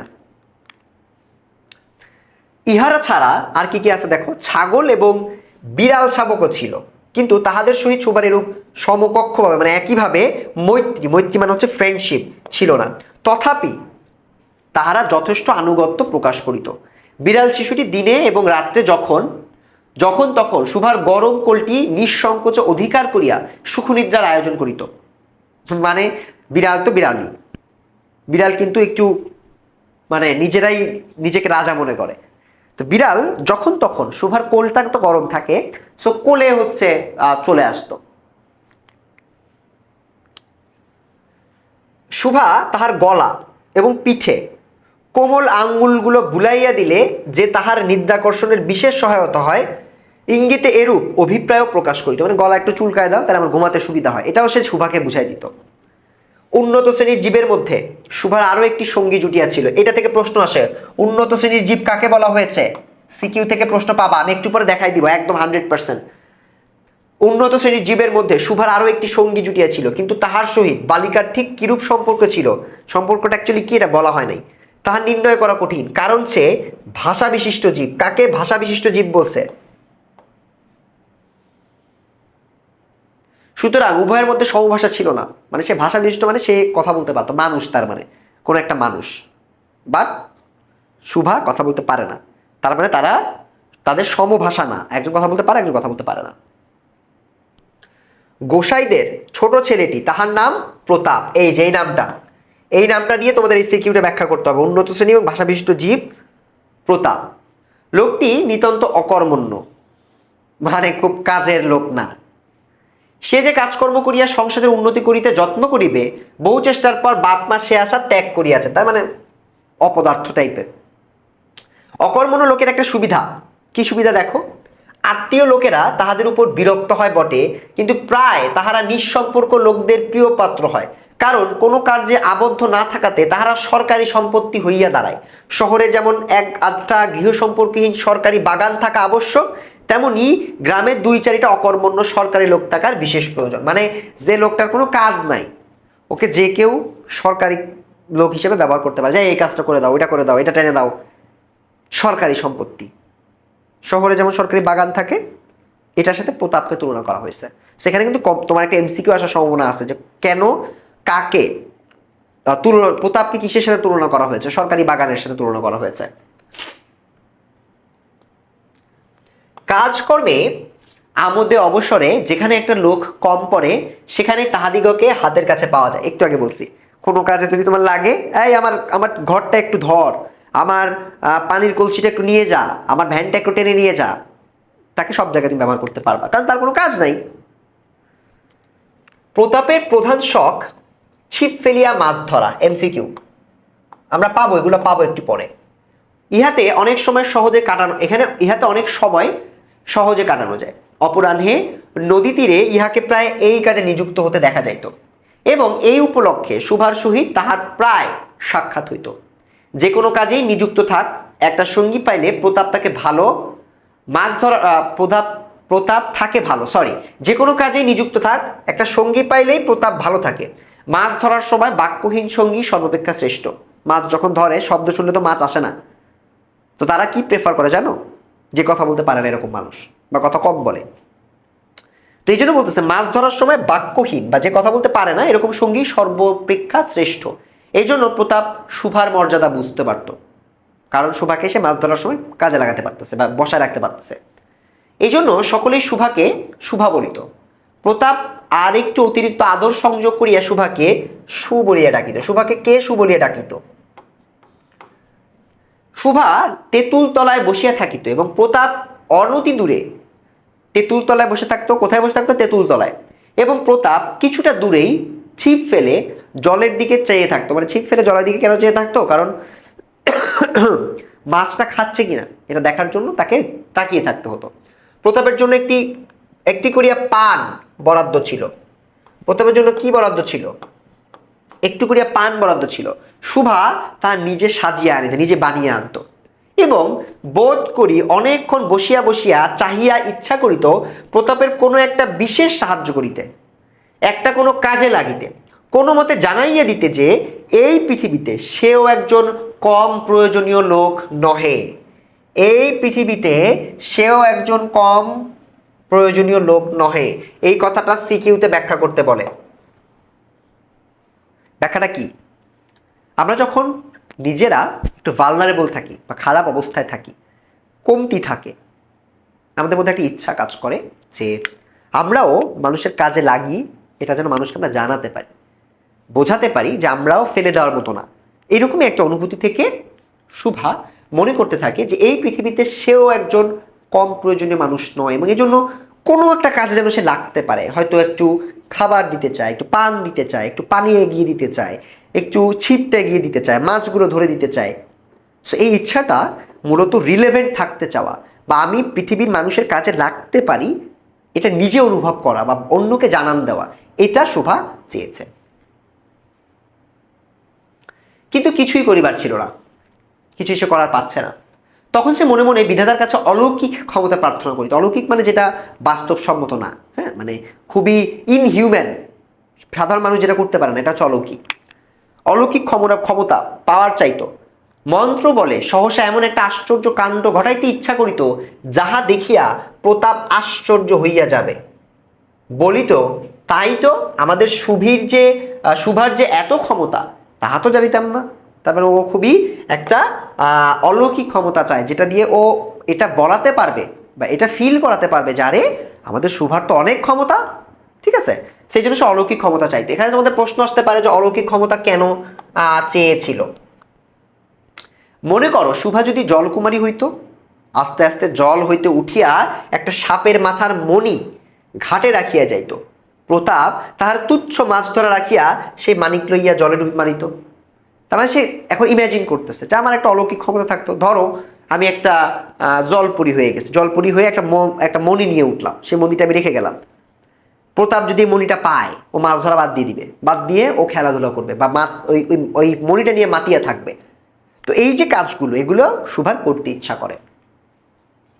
এবং পাতালে গিয়া দেখিত রূপার অট্টালিকায় সোনার পালঙ্কে কে বসে আছে?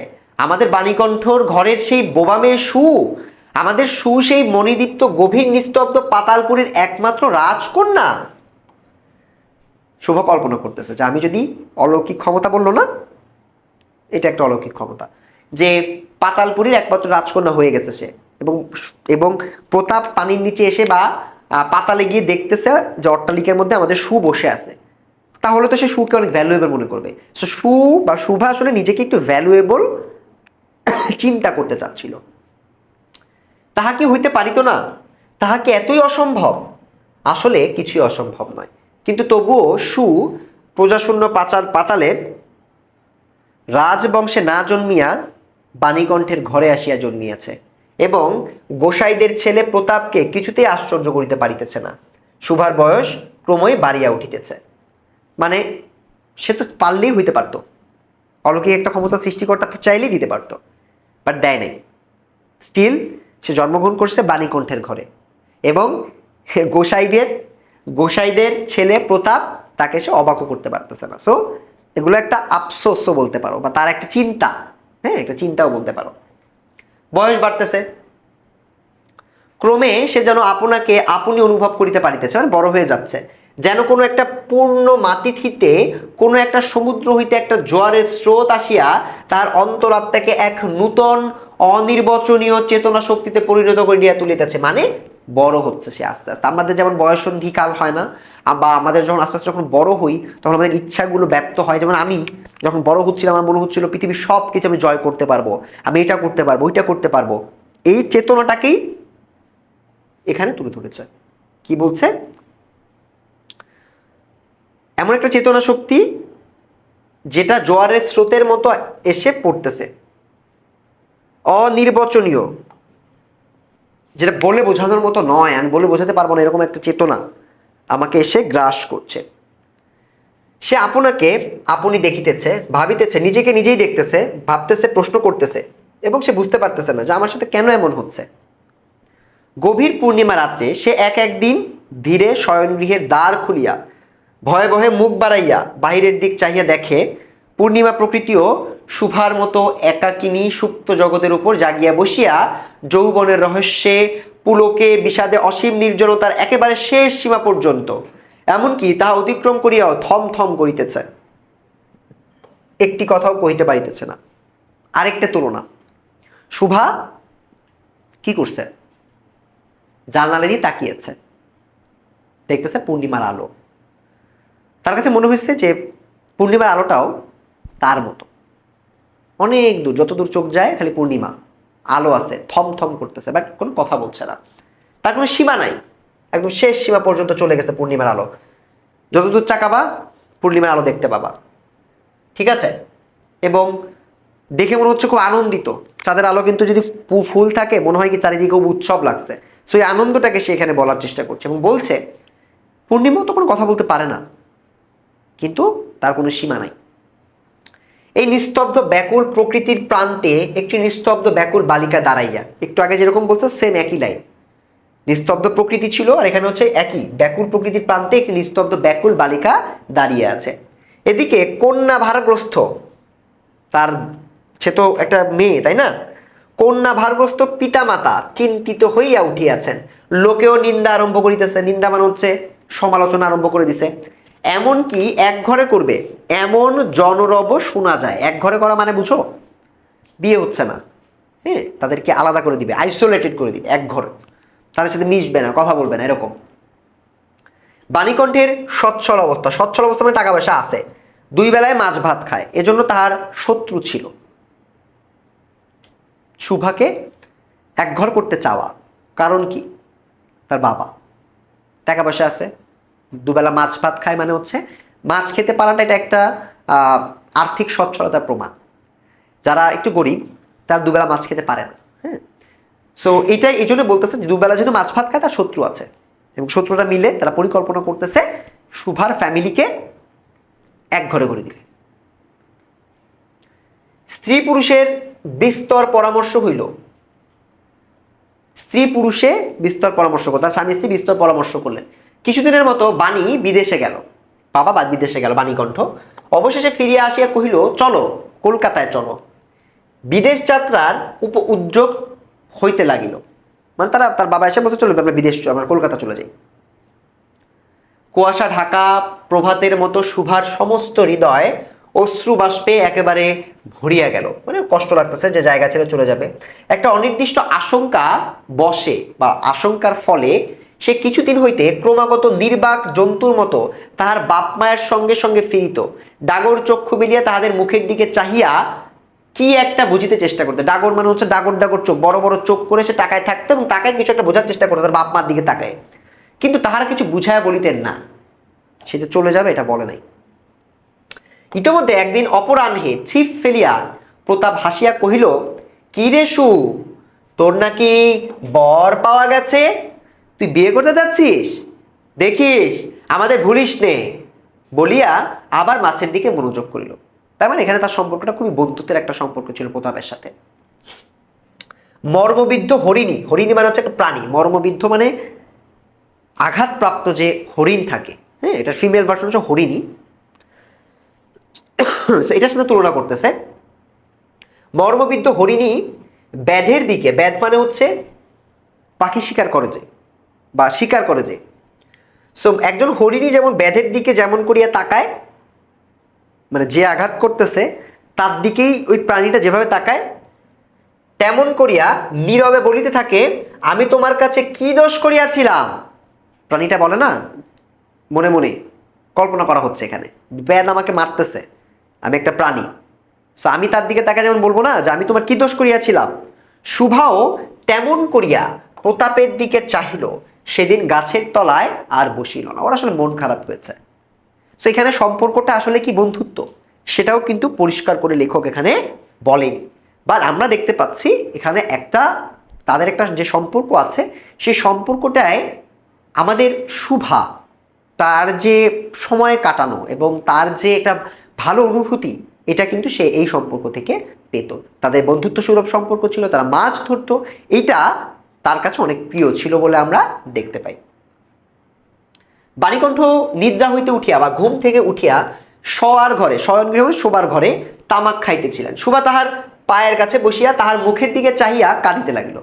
কেন কাঁদতেছে যেতে চায় না। অবশেষে তাহাকে সান্ত্বনা দিতে গিয়া বাণীকণ্ঠের শুষ্ক কপলে অশ্রু গড়াইয়া পড়িল। কপল এখানে এই দুইটাকে, অশ্রু গড়াইয়া পড়িল। কাল কলিকাতায় যাইবার দিন স্থির হইয়াছে। শুভা গোয়াল ঘরে তাহার বাল্য সখীদের কাছে বিদায় লইতে গেল, দুইটা গাভীর কাছে। তাহাদিগকে স্বহস্তে মানে নিজের হাতে খাওয়াইয়া গলা ধরিয়া একবার দুই চোখে যত পারে কথা ভরিয়া তাহাদের মুখের দিকে চাহিল। মানে চোখ দিয়ে কথা বলে তো, সো এই চোখের মাধ্যমেই ও সকল অনুভূতি প্রকাশ করার নিমিত্তে বা প্রকাশ করার কারণে ও চোখটা দিয়ে তাদের দিকে তাকালো। দুই নেত্র পল্লব বা চোখ হইতে টপ টপ করিয়া চোখের পানি পড়িতে লাগিল। আরেকটু আছে দেখো। সেদিন শুক্লা দ্বাদশীর রাত্রি শুভা শয়নগৃহ হইতে বাহির হইয়া তাহার সেই চির পরিচিত নদীতটে স্বল্প শয্যায় লুটাইয়া পড়িল। যেন ধরণীকে এই প্রকাণ্ড মুখ মানবতাকে দুই বাহুতে ধরিয়া বলিতে চাহে, তুমি আমাকে যাইতে দিও না মা, আমার মতো দুটি বাহু জড়াইয়া তুমিও আমাকে ধরিয়া রাখো। তার মানে যেতে চায় না, ও আকাশের দিকে ও শুয়ে সে চিরপরিচিত যেখানে দাঁড়ায় থাকতো নদীর পাড়টাতে, সেখানে গিয়ে ও আকাশের দিকে তাকিয়েও চিন্তা করছে যে দুই হাত দিয়ে ও ওটাকে জড়ায় ধরতেছে এবং বলছে তোমরাও আমাকে জড়িয়ে ধরো এবং আমাকে যেতে দিও না।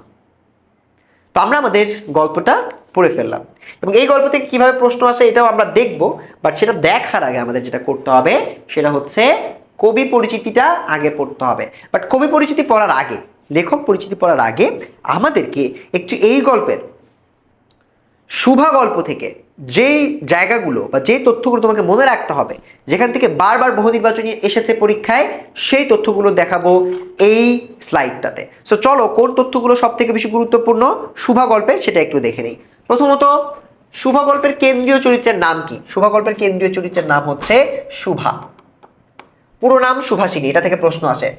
প্রতাপ সুভাষিনীকে ডাকতো সু বলে। দেখো যে তথ্যগুলো থেকে বারবার পরীক্ষায় প্রশ্ন আসে শুভা গল্পের, সে তথ্যগুলো এখানে দেওয়া আছে।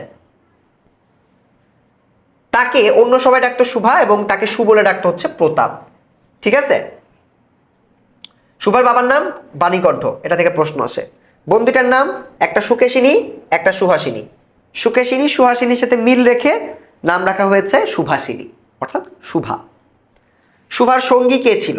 সর্বশী, পাঙ্গুলি, দুইটা গাভী, একটা ছাগল, বিড়ালের বাচ্চা, একটা বিড়াল শাবক, ঠিক আছে। আর গোসাইদের ছোট ছেলে প্রতাপ, যে হচ্ছে সমভাষী না, মানে যে কথা বলতে পারে। সো প্রতাপ সম্পর্কে আমাদের এখান থেকে কিন্তু প্রশ্ন আসতে পারে। তো এই স্লাইডের এই তথ্যগুলোতে গুরুত্বপূর্ণ অনেকগুলো এমসিকিউ তুমি পেয়ে যাবে। সুভা নিয়মিত গোয়ালে ঢুকতো 3 বার, জড়িয়ে ধরতো সর্বশীকে। কাকে জড়িয়ে ধরতো? সর্বশীকে। পাঙ্গুলি তার গা চাটতো। কে গা চাটতো? পাঙ্গুলি, যে গাভীটা। সুভাদের গ্রামের নাম কি? চণ্ডীপুর। একদম গুরুত্বপূর্ণ তথ্যগুলো এখানে আছে। চণ্ডীপুর, বাড়ি নদী সংলগ্ন, অবসরে সুভা নদীর তীরে এসে বসতো। বাণীকণ্ঠের ঘর 8 চালা, এই ঘরের ব্যাখ্যা করতে বলা হয় খ নাম্বারে, 8 চালা। এছাড়াও রয়েছে গোয়াল ঘর, ঢেকিশালা, খড়ের স্তূপ, তেঁতুলতলা, আম, কাঁঠাল এবং কলার বাগান। যতগুলো মনে থাকবে ততগুলো লিখে দিবা। গোসাইদের ছোট ছেলে প্রতাপ অকর্মণ্য, অপদার্থ, কোনো কাজ নাই। তার প্রধান শখ কি ছিল এটা মনে রাখতে হবে? মাছ ধরা। কার সঙ্গে? সুভাষিনীর সঙ্গে। সুভা মনের ভাব প্রকাশ করতো চোখের ভাষা, মুখের ভাব, ঠোঁটের অভিব্যক্তি দিয়ে। এগুলো থেকে তোমরা মনে রাখতে পারো। সুভার রয়েছে বিশেষ চিন্তার জগৎ, তার মনের ইচ্ছাগুলো রূপ পেত সেখানে। এবং এখান থেকেও তোমাদের ছোট ছোট এমসিকিউ ওরা দিয়ে দিতে পারে। সুভার মা কিভাবে তাকে দেখতেন? খ নাম্বার, সুভার মা তাকে দেখতেন গর্ভের কলঙ্ক হিসেবে, বিরক্ত ছিলেন তার উপর, নিজেকে অভিশাপ মনে করত সুভাও। কারণ কি? মায়েরা তার কন্যাকে নিজের অংশ হিসেবে দেখে, সেই জন্য বাবার থেকে মা হিসেবে তার দায়বদ্ধতা তার বেশি ছিল। সে ফিল করতো, অনুভব করতো, এবং এই কারণে সে এটাকে ওভাবে চিন্তা করতো যে সুভা হচ্ছে আমার গর্ভের কলঙ্ক বা আমার একটা ত্রুটি। সুভার ভাষার অভাব পূর্ণ করে দেয় কি? প্রকৃতি। নদীর কলধ্বনি, মাঝির গান, অনেক কিছু আছে যেগুলো সে বলেছে, পাতার মর্মর, সবকিছু। কল্পনায় সুভা জলকুমারী, পাতালপুরী, সোনার পালঙ্কে অবস্থান করা একজন রাজকন্যা। সুভার মনোযোগ ছিল কিসের উপর? প্রতাপের উপর। আর বাধা ছিল এক অনির্ণয় সম্পর্ক সূত্র, তাদের মধ্যকার সম্পর্কটা তো নির্ণীত না। এটা কি ছিল এটা তো জানি না আমরা।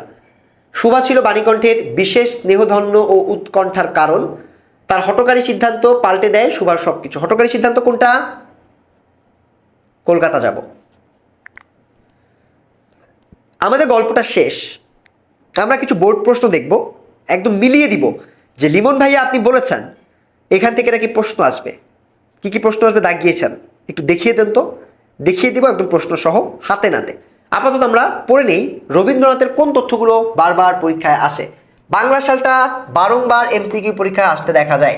বাংলা এবং ইংলিশ রবীন্দ্রনাথের দুটো একদম মুখস্থ করে ফেলতে হবে বা মনে রাখতে হবে, বারবার প্র্যাকটিস করতে হবে।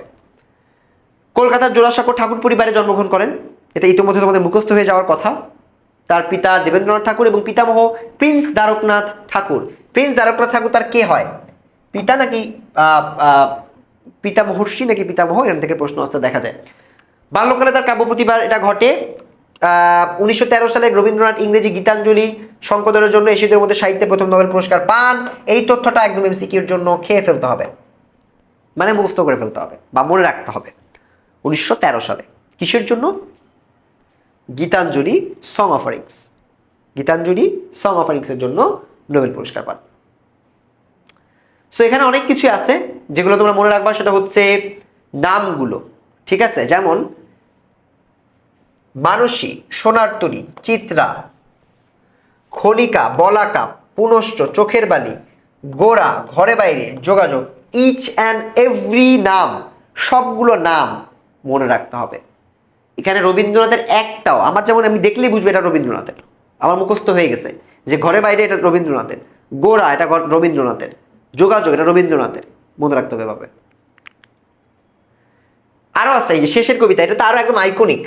শেষের কবিতা, বিসর্জন না, ডাকঘর, রক্তকরবী, গল্পগুচ্ছ, এগুলো সব রবীন্দ্রনাথের গুরুত্বপূর্ণ লেখা। 22শে শ্রাবণ মারা যায় কত সালে? বাংলা 1348 আর 1941 হলো ইংরেজিতে, খ্রিস্টাব্দে। তো আমাদের কবি পরিচিতিও শেষ। এইবার আমরা তোমাদেরকে একদম হাতে ধরে সৃজনশীল দেখিয়ে দিব। আমি তোমাদেরকে একটু আগে যে জায়গাগুলো মার্ক করেছি, চলো আমরা কিছু প্রশ্ন সলভ করে দেখিয়ে দেই যে আমরা এগুলোকে কিভাবে উত্তর করব। কি বলেছে দেখো, একমাত্র সন্তান কাব্য বাক প্রতিবন্ধী, শুভার মতো।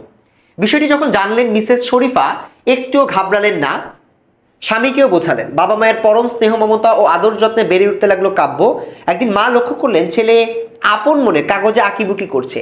তিনি বুঝে গেলেন মুখে ভাষা না থাকলেও তুলির আঁচড়ে সে একদিন বিশ্বজয় করবে। স্বামীর সাথে পরামর্শ করে ছেলের আঁকাআঁকির জন্য যা যা করা দরকার সব করলেন। আজ দেশ বিদেশে কাব্যের আঁকা ছবি প্রদর্শনী হচ্ছে, বিক্রি হচ্ছে বহুমূল্যে। রাজশাহী বোর্ড 2024 আসছে। প্রথম প্রশ্ন, বাবা মার কোন আয়োজন দেখে সুভার হৃদয় অশ্রু বাষ্পে ভরে উঠেছিল? দেখিয়েছিলাম যে কলকাতা যেতে চাওয়া, এই কলকাতা যেতে চাওয়া এটাকেই মূলত তার অশ্রু বাষ্পে ভরে ওঠার যে কাজ, কারণ সেটার কারণ হিসেবে এটা ছিল, কলকাতা তারা যেতে চেয়েছে এই জন্য। তুমি আমাকে যাইতে দিও না মা, সুভার এই অভিব্যক্তি বুঝিয়ে লেখো। তুমি আমাকে যাইতে দিও না মা, এই অভিব্যক্তিটা কখন দিছে বলো তো? এই অভিব্যক্তিটা দিল যে যখন লাস্টে সুভাকে যখন নিয়ে যেতে চাচ্ছে, ওকে কলকাতা পাঠায় দিবে, তো সুভাকে তো কলকাতায় পাঠাই দেওয়ার ব্যবস্থা করা হচ্ছে।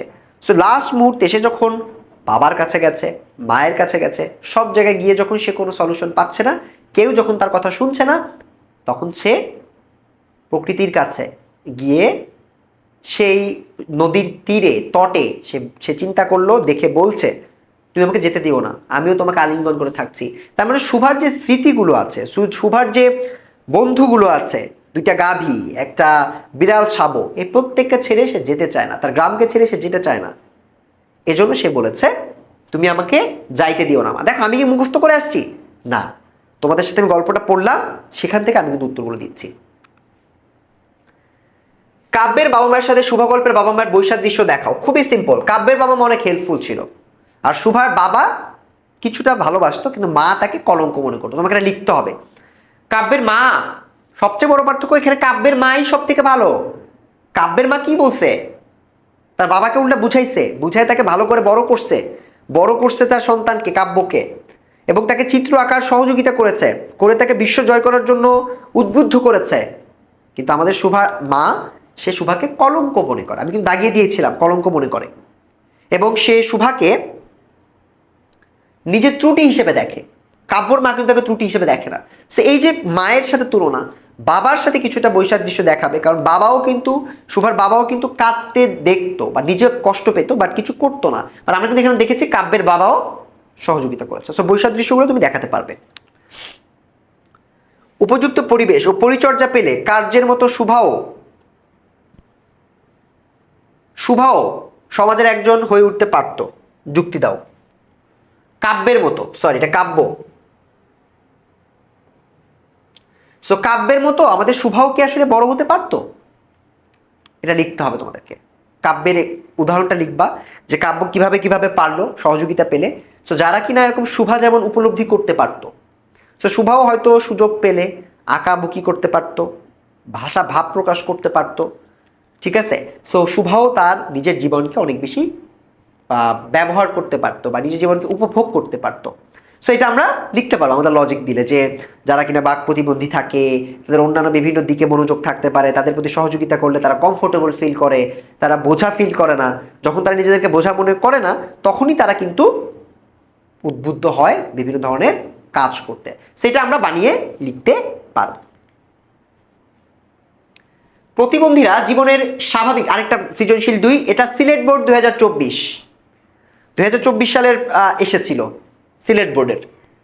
প্রতিবন্ধীরা জীবনের স্বাভাবিক ধারায় অন্যদের মতো সমান তালে এগিয়ে যেতে পারে না, কিন্তু সঠিক মনোযোগ, সহযোগিতা ও সুযোগ সুবিধা পেলে তারা দুঃখের অন্ধকার ছেড়ে আলোকিত জীবনের অধিকারী হতে পারে, এমনকি হয়ে উঠতে পারে বিশ্বের শ্রেষ্ঠ ও বরেণ্য ব্যক্তিদের একজন।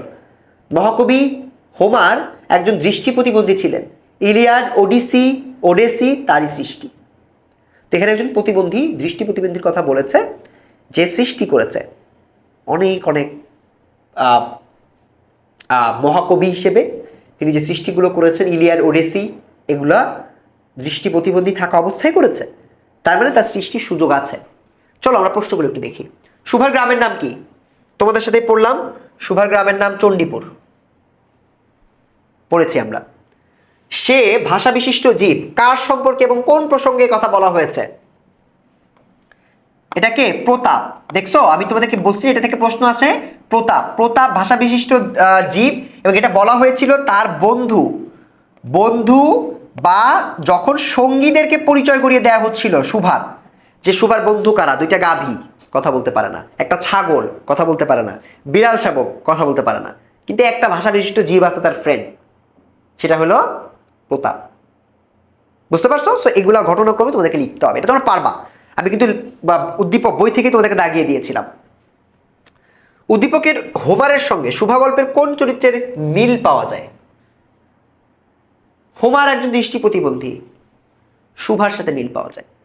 শুভাকে ব্যাখ্যা করবা, শুভা কে, শুভার সমস্যা কি, কথা বলতে পারে না, কিভাবে সে যোগাযোগ করে প্রকৃতির সাথে, কিভাবে সে চিন্তা করে, এগুলো লিখবা। লেখার পর হোমার তার সম্পর্কে যা যা বলছে সেই হোমারের তথ্যগুলো এখানে লিখবা। লিখে ফাইনালি লাস্ট লাইনে উপসংহার দিবা যে হোমার এবং শুভা তারা একই ধরনের চরিত্র, কারণ তারা একই ধরনের সমস্যায় জর্জরিত, তারা প্রতিবন্ধী। ঠিক আছে? ঘ নাম্বার, উদ্দীপকের বিষয়বস্তু শুভা গল্পের সমগ্র ভাব প্রকাশ করতে সক্ষম হয়েছে কি? তোমার উত্তরের সপক্ষে যুক্তি দাও। উত্তর হচ্ছে না, হয় নাই। কেন? কারণ উদ্দীপকে আমরা একটা অনুপ্রেরণামূলক ঘটনা দেখছি যে আমাদের যারা কিনা প্রতিবন্ধী তাদের কমতি আছে, দৃষ্টি, কথা বলতে সমস্যা হয়, অথবা যারা মনে করো কোনো কাজ করতে পারে না, চোখে দেখতে পায় না, অথবা যারা বুঝতে পারে না, অনুভূতিহীন, এই মানুষগুলোও ভালো করতে পারে, এটা বলা হয়েছে উদ্দীপকে। কিন্তু আমাদের শুভা গল্পে কিন্তু একটা বিস্তৃত ভাব ছিল, যেখানে শুভা কাদেরকে বন্ধু বানাচ্ছে, কাদের সাথে মিশতেছে, শুভার বাবা মা কিরকম ফিল করছে, এখানে বাবা মা রিলেটেড কিছু নাই। বাবা মা কেমন অনুভব করছিল, তার বাবা মা তাকে নিয়ে কি চিন্তা করছে, সে কেমন চিন্তা করছে যে আমি আমার বাবা মায়ের বোঝা, এই প্রত্যেকটা চিন্তাধারা আমরা কিন্তু উদ্দীপকে দেখতে পাই না। তার মানে সমগ্র ভাব উদ্দীপকে উল্লেখ করা সম্ভব হয়নি। সিম্পল। জন্ম থেকে সুলতানার ডান হাত এবং ডান পা একরকম অকেজো। আমরা আরেকটা প্রতিবন্ধী মানুষের গল্প শুনতে পাচ্ছি। বেশিক্ষণ হাঁটতে পারে না, প্রায় সব কাজেই কারো না কারো সাহায্য নিতে হয়। অন্যদের মতো স্বাভাবিক না হওয়ায় কেউ তার সঙ্গে মিশতে চাইতো না এবং খেলাও করতো না। কিন্তু সুলতানা মনোবল হারায়নি। ডান হাতে শক্তি না থাকায় সে বাম হাতে লেখালেখি করে। পড়াশোনা অব্যাহত রেখে মাধ্যমিক ও উচ্চ মাধ্যমিকের গণ্ডি পেরিয়ে সে এখন স্নাতকে ভর্তি হয়েছে। অনিমেষ শব্দের অর্থ কি? অনিমেষ শব্দ আমি দাগিয়ে দিয়েছিলাম। অনিমেষ অর্থ হচ্ছে পলকহীন, পলকহীন, অবিরামভাবে কোনো পলক ফেলছে না, এটাকে বলা হয় অনিমেষ। কালো চোখে কিছু তর্জমা করতে হয় না কেন? আমি ব্যাখ্যা করেছিলাম না? আমরা যারা মুখ দিয়ে কথা বলি, আমি উত্তর দিচ্ছি, আমরা যারা মুখ দিয়ে কথা বলি, আমি তোমাদেরকে এই ব্যাখ্যাটা দিচ্ছি কিন্তু অলরেডি। আমরা যারা মুখ দিয়ে কথা বলি, কোনো একটা মাথায় আমাদের একটা চিন্তা আসে, ওই চিন্তাটাকে প্রকাশ করার জন্য আমাদেরকে কথার পর কথা সাজাতে হয়, সাজিয়ে এটা বলতে হয়। বাট আমরা এটা করতে পারি না সবসময়। অনেক সময় আমরা বলতে যাই একটা, মানুষ বুঝে আর একটা, ভুল বুঝে। এই যে ভুল বোঝাটা, এটাকে বলছে তর্জমা করতে, মানে তর্জমা করা, এবং এটার ফলে ভুল বোঝাটা হয়। বাট কালো চোখ দিয়ে যখন তোমরা করো, কোনো কথা বলো বা অনুভূতিগুলো প্রকাশ করো, বোবা যারা, ওদের সরাসরি মনের ছাপটা চোখের উপরে পড়ে, যেটা ফিল করে ওটা চোখে দেখা যায়। সো এ কারণে ওদের আলাদা করে আর কিছু করতে হয় না। সো আমরা মূলত এই মেসেজটাই এখানে দেখতে পাচ্ছি। বলতে পারি যে কালো চোখকে আসলে কিছু তর্জমা করতে হয় না, কারণ মন সরাসরি তার উপর ছায়া ফেলে এবং অনুভূতিটা যে সরাসরি দেখাতে পারে, তাকে কিছু গুছিয়ে বলতে হয় না। উদ্দীপকের সুলতানার সঙ্গে শুভা গল্পের শুভার সাদৃশ্যপূর্ণ দিকটি ব্যাখ্যা করে দিতে পারো, যে শুভা কেন কারো সাহায্য নিতে চায় না এবং সে খেলা করতো না, এটাও কিন্তু মিল আছে। এই যে খেলা করতো না, এটাতে মিল আছে না? খেলা করতো না, কেন খেলা করতো না? কারণ সে একটু গম্ভীর ছিল, কথা বলতো না দেখে মনে করতো তার কোনো অনুভূতি নাই। হ্যাঁ, সো কেউ তার সাথে প্রপারলি খেলা করতো না। সেইখানে মূলত আমরা তার যে তোমার সাদৃশ্যপূর্ণ দিকটি, সে কারোর সাথে খেলা করতেছে না, কারোর কাছ থেকে হেল্প নিতে চাচ্ছে না, ঠিক আছে, সে একটু একাদ আলাদা থাকতে চাইতো, আইসোলেটেড থাকতে চাইতো, এই মিলগুলো কিন্তু আমরা এখানে দেখতে পাচ্ছি। উদ্দীপকের সুলতানা চরিত্রের যে দিকটি শুভার মধ্যে অনুপস্থিত, সেটি তার করুণ পরিণতির মূল কারণ। অনুপস্থিত হচ্ছে নতুন একটা দিক খুঁজে বের করা। যেমন উদ্দীপকে আমরা দেখতেছি সে মাধ্যমিক পরীক্ষার গণ্ডি পেরিয়ে গেছে, তার দুরবস্থাটাকে সে শক্তিতে রূপান্তরিত করছে, ডান হাতে পারে না বাম হাতে লিখতেছে। শুভা কিন্তু এমন কোনো প্রচেষ্টা করে নাই, ফলে শুভার একটা করুণ পরিণতি হয়েছে। তার বাবা মা তাকে বোঝা মনে করছে। যদি এই কাজটা করতো, বাবা মা বোঝা মনে করতো না, আশেপাশে মানুষজন বেশি কথা শোনাতে পারতো না, করুণ পরিণত হতো না। তার করুণ পরিণতির কারণ উদ্দীপকের সুলতানার মতো সে কোনো বিকল্প ব্যবস্থা করতে পারেনি। ঠিক আছে, আচ্ছা আরেকটা দেখবো, এটা লাস্ট, তারপর আমরা এমসিকিউ দেখবো কিছু। সদা হাস্যোজ্জ্বল ও অদম্য সাহসী তাহমিদ ক্লাসের সবার প্রিয় মুখ, বিতর্ক আবৃত্তি গান খেলাধুলা ইত্যাদিতে তাহমিদ এগিয়ে থাকে, কিন্তু ভাগ্যের, এটা হচ্ছে ভাগ্যের নির্মম পরিহাসে, ভাগ্যের নির্মম পরিহাস, সড়ক দুর্ঘটনায় তাহমিদ একটি পা হারায়, তার পরিবারও পড়ে যায় ভীষণ দুশ্চিন্তায়, কিন্তু তার বন্ধুরা তাকে সাহস যোগায় এবং তার পাশে দাঁড়ায়। বন্ধুদের উৎসাহ ও সহযোগিতায় তাহমিদ এসএসসি পরীক্ষায় কৃতিত্বের সঙ্গে উত্তীর্ণ হয়। তোমাদের মতো এসএসসি পরীক্ষার্থী এসএসসি পরীক্ষায় উত্তীর্ণ হয়েছে। শুক্লাদ্বাদশের অর্থ কি? এটা একটা সময়, ঠিক আছে, চন্দ্র পরবর্তী একটা সময়, তোমরা এটা ব্যাখ্যা করতে পারবা। আমাকে সবাই ভুলিলে বাঁচি, এই কথাটা কেন এই মনোভাবটা কেন আসছে আমি একটু আগে তোমাদের মার্ক করে দিয়েছিলাম না? এটা কেন বলেছিল? কারণ সে যে একটা অভিশাপ, এটা সে বুঝতো, সে যে তার বাবা মায়ের একটা অভিশাপ, এটা তারা বুঝতো, এবং এ কারণে সে চিন্তা করতো যে আমি একটু চোখের আড়ালে থাকি, আমি একটু অন্যদের থেকে আলাদা থাকি, বা আমাকে যদি তারা ভুলে থাকে যে আমি পৃথিবীতে নাই, তাহলেই মনে হয় আমি ভালো থাকবো। এই অভিশাপটা সম্পর্কে সে লিখেছে। শুভা গল্পের শুভার সঙ্গে উদ্দীপকের তাহমিদের বৈসাদৃশ্য কোথায় বর্ণনা করো। শুভার সঙ্গে উদ্দীপকের তাহমিদের সাদৃশ্য কোথায়? সাদৃশ্য কোথায়?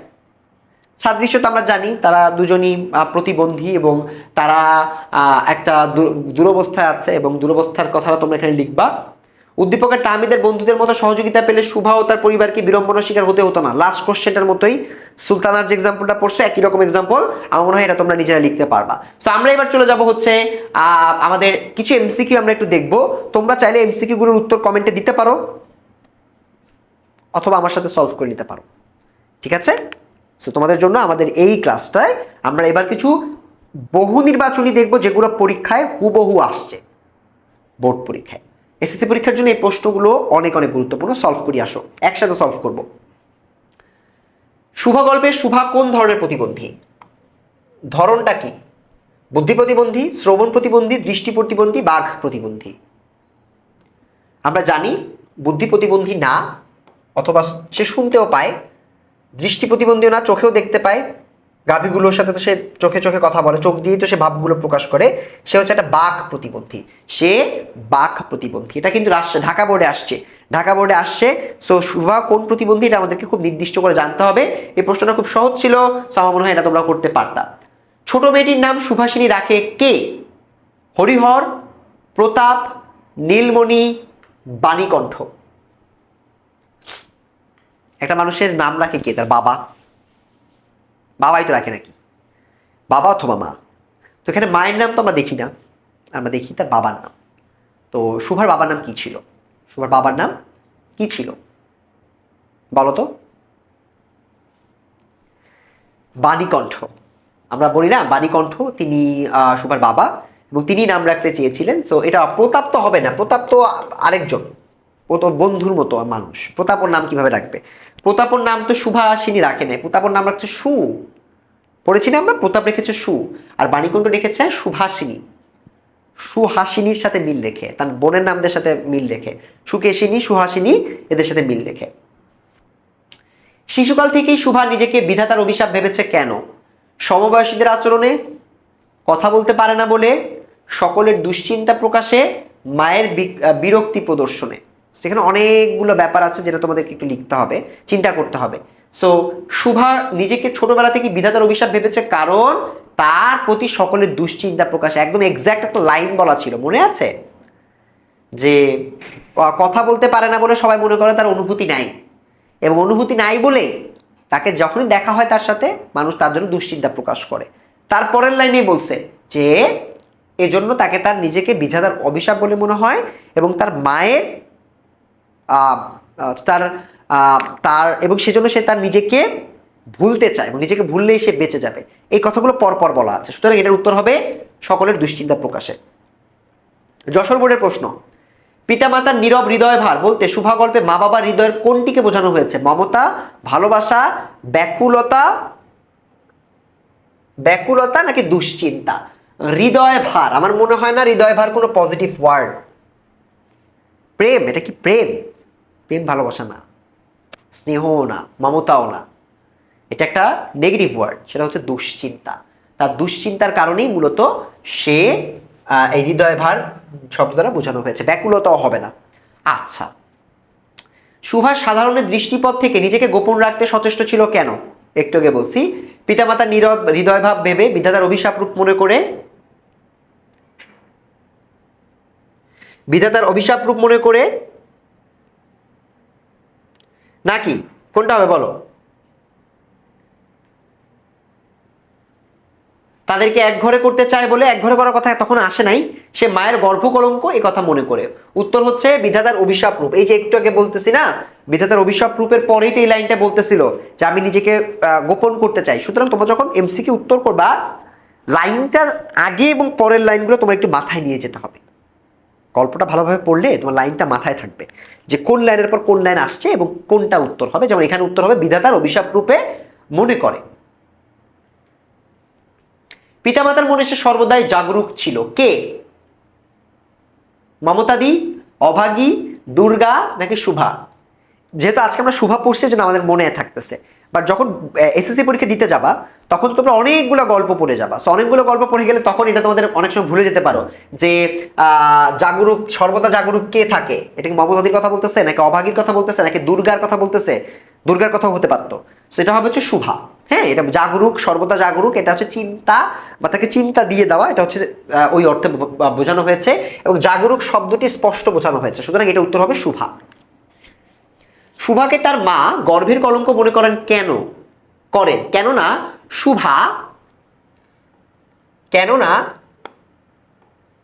শুভা কর্মে অনাগ্রহী, বাক প্রতিবন্ধী, সংসার বিভাগী, শব্দহীন, সঙ্গীহীন। বাক প্রতিবন্ধী, এটা আমাদের খুবই সহজ একটা প্রশ্ন ছিল, সো আমরা এটাকে সহজভাবে লিখে দিতে পারি। শুভার চোখের ভাষা কেমন? সুবিস্তৃত, ইঙ্গিতবাহী, অসীম উদার, বিষাদ শান্ত। চারটাই তো মনে হচ্ছে, আমার মনে হচ্ছে চারটাই হবে, কারণ চারটা দিয়ে তুমি উত্তর করতে পারবা। একটু একটু চিন্তা করতে হবে আমাদের এটার জন্য। শুভার চোখের ভাষাটা কেমন ছিল? বিস্তার, ইঙ্গিতবাহী হবে নাকি অসীম উদার? আমার মনে হয় এখানে সব থেকে রিলেভেন্ট যেটা সেটা হচ্ছে অসীম উদার, কারণ আমরা এখানে একদম স্পষ্ট একটা লাইনে পড়েছিলাম যে উদার হয়ে গেছে তার চোখের ভাষাটা। যারা চোখের দিয়ে কথা বলে, শুধুমাত্র চোখই যাদের একমাত্র ভাব আদান প্রদানের মাধ্যম, তাদের জীবনে কিন্তু এই অসীম উদার একটা ভাষা হচ্ছে চোখের ভাষা। বোঝাতে পেরেছি? আচ্ছা, শুভা মুক্তির আনন্দ কোথায় খুঁজে পায়? মুক্তির আনন্দ, এটা কোথায় পড়লাম? মুক্তির আনন্দ কোথায় খুঁজে পায় দেখি তো। স্বচ্ছ আকাশের সৌন্দর্যে, বিপুল নির্বাক প্রকৃতিতে, সর্বশী ও পাঙ্গুলির স্পর্শে, প্রতাপের সঙ্গে সময় কাটিয়ে। মুক্তির আনন্দ কোন লাইনের সাথে বলছে তোমাদেরকে আবার মনে করতে হবে, মনে করে উত্তরটা বলতে হবে। চিন্তা করো, যারা আমার সাথে ক্লাসে এখন করছো, বলো তো কি হবে উত্তর? উত্তরটা হবে, কমেন্টে তোমরা লিখে রাখতে পারো, জানিয়ে রাখতে পারো যখন তোমরা ভিডিওটা দেখছো, তখন কোনো সমস্যা নাই। এটার উত্তরটা হবে বিপুল নির্বাক প্রকৃতিতে, কারণ প্রকৃতিও তার মতো নির্বাক। এটা দুইটা সিচুয়েশন আমরা দেখেছিলাম, একটা হচ্ছে চলে যাওয়ার আগে, ওই পূর্ণিমা রাত যখন হলো, আর আরেকটা হচ্ছে নদীকে যখন বর্ণনা করছিল তখন। আমাকে তো মনে আছে স্পষ্ট। শুভা গল্পের কোন উক্তিটিতে শুভার মনের ভাব চোখের ভাষার মর্মার্থ প্রকাশ পেয়েছে? শুভা গল্পের কোন উক্তিটিতে শুভার মনের ভাব চোখের ভাষায় মর্মার্থ প্রকাশ পেয়েছে?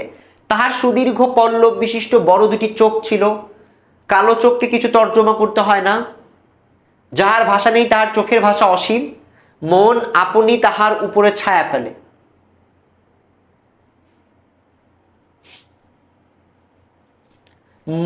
যার ভাষা নাই তার চোখের ভাষা অসীম। আমার মনে হয় এই প্রশ্নগুলো একটু অনুধাবনমূলক, তো অনেক সময় আর যারা থাকি আমরা প্রত্যেকেই খুবই কনফিউজ হয়ে যাই। যেমন আমিও চিন্তা করছিলাম এখানে তো এইটাও উত্তরটা হয়, হতে পারতো, বাট সঠিক উত্তরটা হচ্ছে যার ভাষা নেই তার চোখের ভাষা অসীম।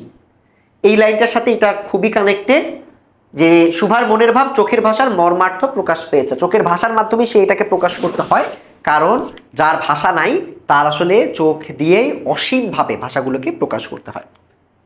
সুভার ভাষার অভাব পূরণ করে দেয় তরুর মর্মর, গোয়ালের গাভী, গোসাইয়ের ছেলে, বিড়াল শাবক। অভাব পূরণ করে, এটা একদম এক্সাক্ট ওয়ার্ড দেওয়া আছে, অভাব পূরণ করা। অভাব পূরণ করে হচ্ছে তরুর মর্মর, তরুর মর্মর, তরুর মর্মর, আমরা পড়েছি এটা। তরুর মর্মর হচ্ছে এক্স্যাক্টলি তার অভাবটা পূরণ করে দেয়। ঠিক আছে, পরেরটাই দেখি।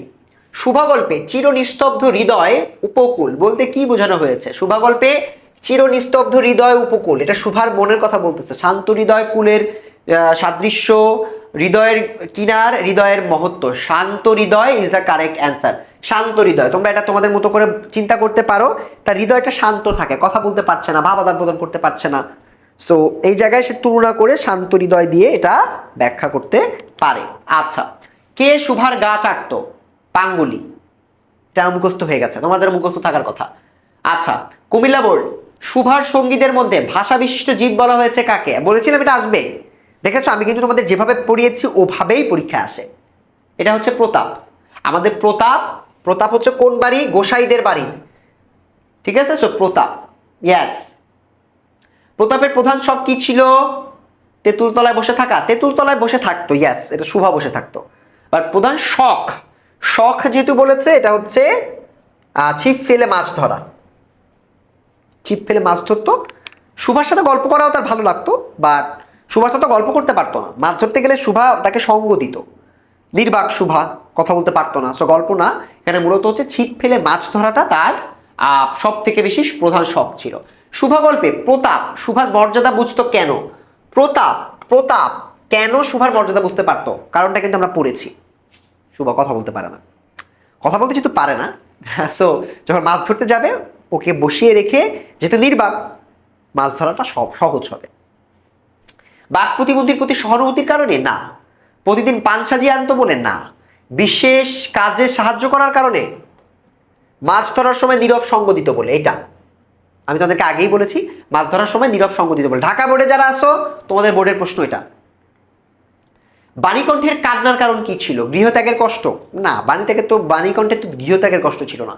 শুভাকে পাত্রস্থ করা, পিতৃহৃদয়ের কাতরতা, শুভার দুরবস্থা কল্পনা। আমার মনে হয় সি হবে, আমি নট শিওর, অনুধাবনমূলক তো, উত্তর কি হবে? সি। ইয়েস, আমার কারেক্ট হয়েছে। সো তোমরা যারা চিন্তা করেছো যে পিতৃহৃদয়ের কাতরতা, তারা সঠিক বলেছো। যারা অন্যগুলো বলেছো তারা ভুল হয়ে গেছে। ঠিক আছে, শুভা কখন বের হয়ে চিরপরিচিত নদী তটে লুটিয়ে পড়ল? কৃষ্ণ দ্বাদশীর রাতে, পূর্ণিমা রাতে, শুক্লা দ্বাদশীর রাতে, অন্ধকার রাতে। একদম এক্সাক্ট ওয়ার্ড বলা আছে, একদম এক্সাক্ট ওয়ার্ড বলা আছে। এটা একটা নির্দিষ্ট সময়কে নির্দেশ করে। যশোর বোর্ড, বরিশাল বোর্ডে দুইবার আসছে। ইম্পর্টেন্ট, এই প্রশ্নটা ইম্পর্টেন্ট, এবং এটা তোমাদেরকে আমি দাগিয়ে দিয়েছিলাম। এটা এই সেম প্রশ্নটা তোমরা সিকিউ এর কতেও পাবা। সিকিউ এর কতেও পাবা যে এটা কোন সময়ের কথা। ঠিক আছে, এটা হচ্ছে শুক্লা দ্বাদশীর রাত। শুক্লা দ্বাদশীর রাত, এটা একটা নির্দিষ্ট সময়কে রিপ্রেজেন্ট করে, এটা একটা নির্দিষ্ট সময়কে উপস্থাপন করে। বোঝা গেছে? সবশেষে অসহায় শুভা আত্মসমর্পণ করেছে কার কাছে? ধরণীর কাছে। এটা গাভ হবে না, বাণীকণ্ঠের কাছেও হবে না। মায়ের কাছে, মা বলেছিল গ্রামটাকে, কিন্তু এটা কি ওই মা? আমার মনে হয় ধরণীর কাছে। ইয়াস, ধরণীর কাছে, কারণ এটা হচ্ছে তার নিজের মা বুঝাইছে।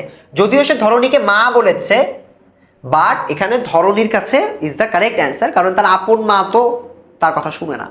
সো এখানে আমাদের যেটা মনে রাখতে হবে সেটা হচ্ছে মায়ের কাছে এটা হচ্ছে কারেক্ট অ্যান্সার। সরি, ধরণীর কাছে এটা কারেক্ট অ্যান্সার, মায়ের কাছে কারেক্ট অ্যান্সার হবে না, কারণ তার মা তাকে, মানে সে আত্মসমর্পণ করলেও কোনো লাভ ছিল না, বিকজ তার মা তাকে পছন্দ করতো না। বুঝতে পেরেছ? আচ্ছা, আমার মতো দুটি বাহু বাড়াইয়া তুমিও আমাকে ধরিয়া রাখো, শুভা কথাটি কাকে বলেছিল? প্রকৃতিকে। প্রকৃতিকে বলছে যে মা তুমি আমাকে জড়ায় ধরে রাখো, বিকজ সে এই কথাটা কেন বলেছে? কারণ তার প্রকৃতির প্রতি একটা মায়া আছে। শুধু প্রকৃতির প্রতি মায়া না, তার প্রতাপের প্রতি একটা মায়া আছে। শুধু প্রতাপ না, তার গাভীগুলোর প্রতি একটা মায়া আছে।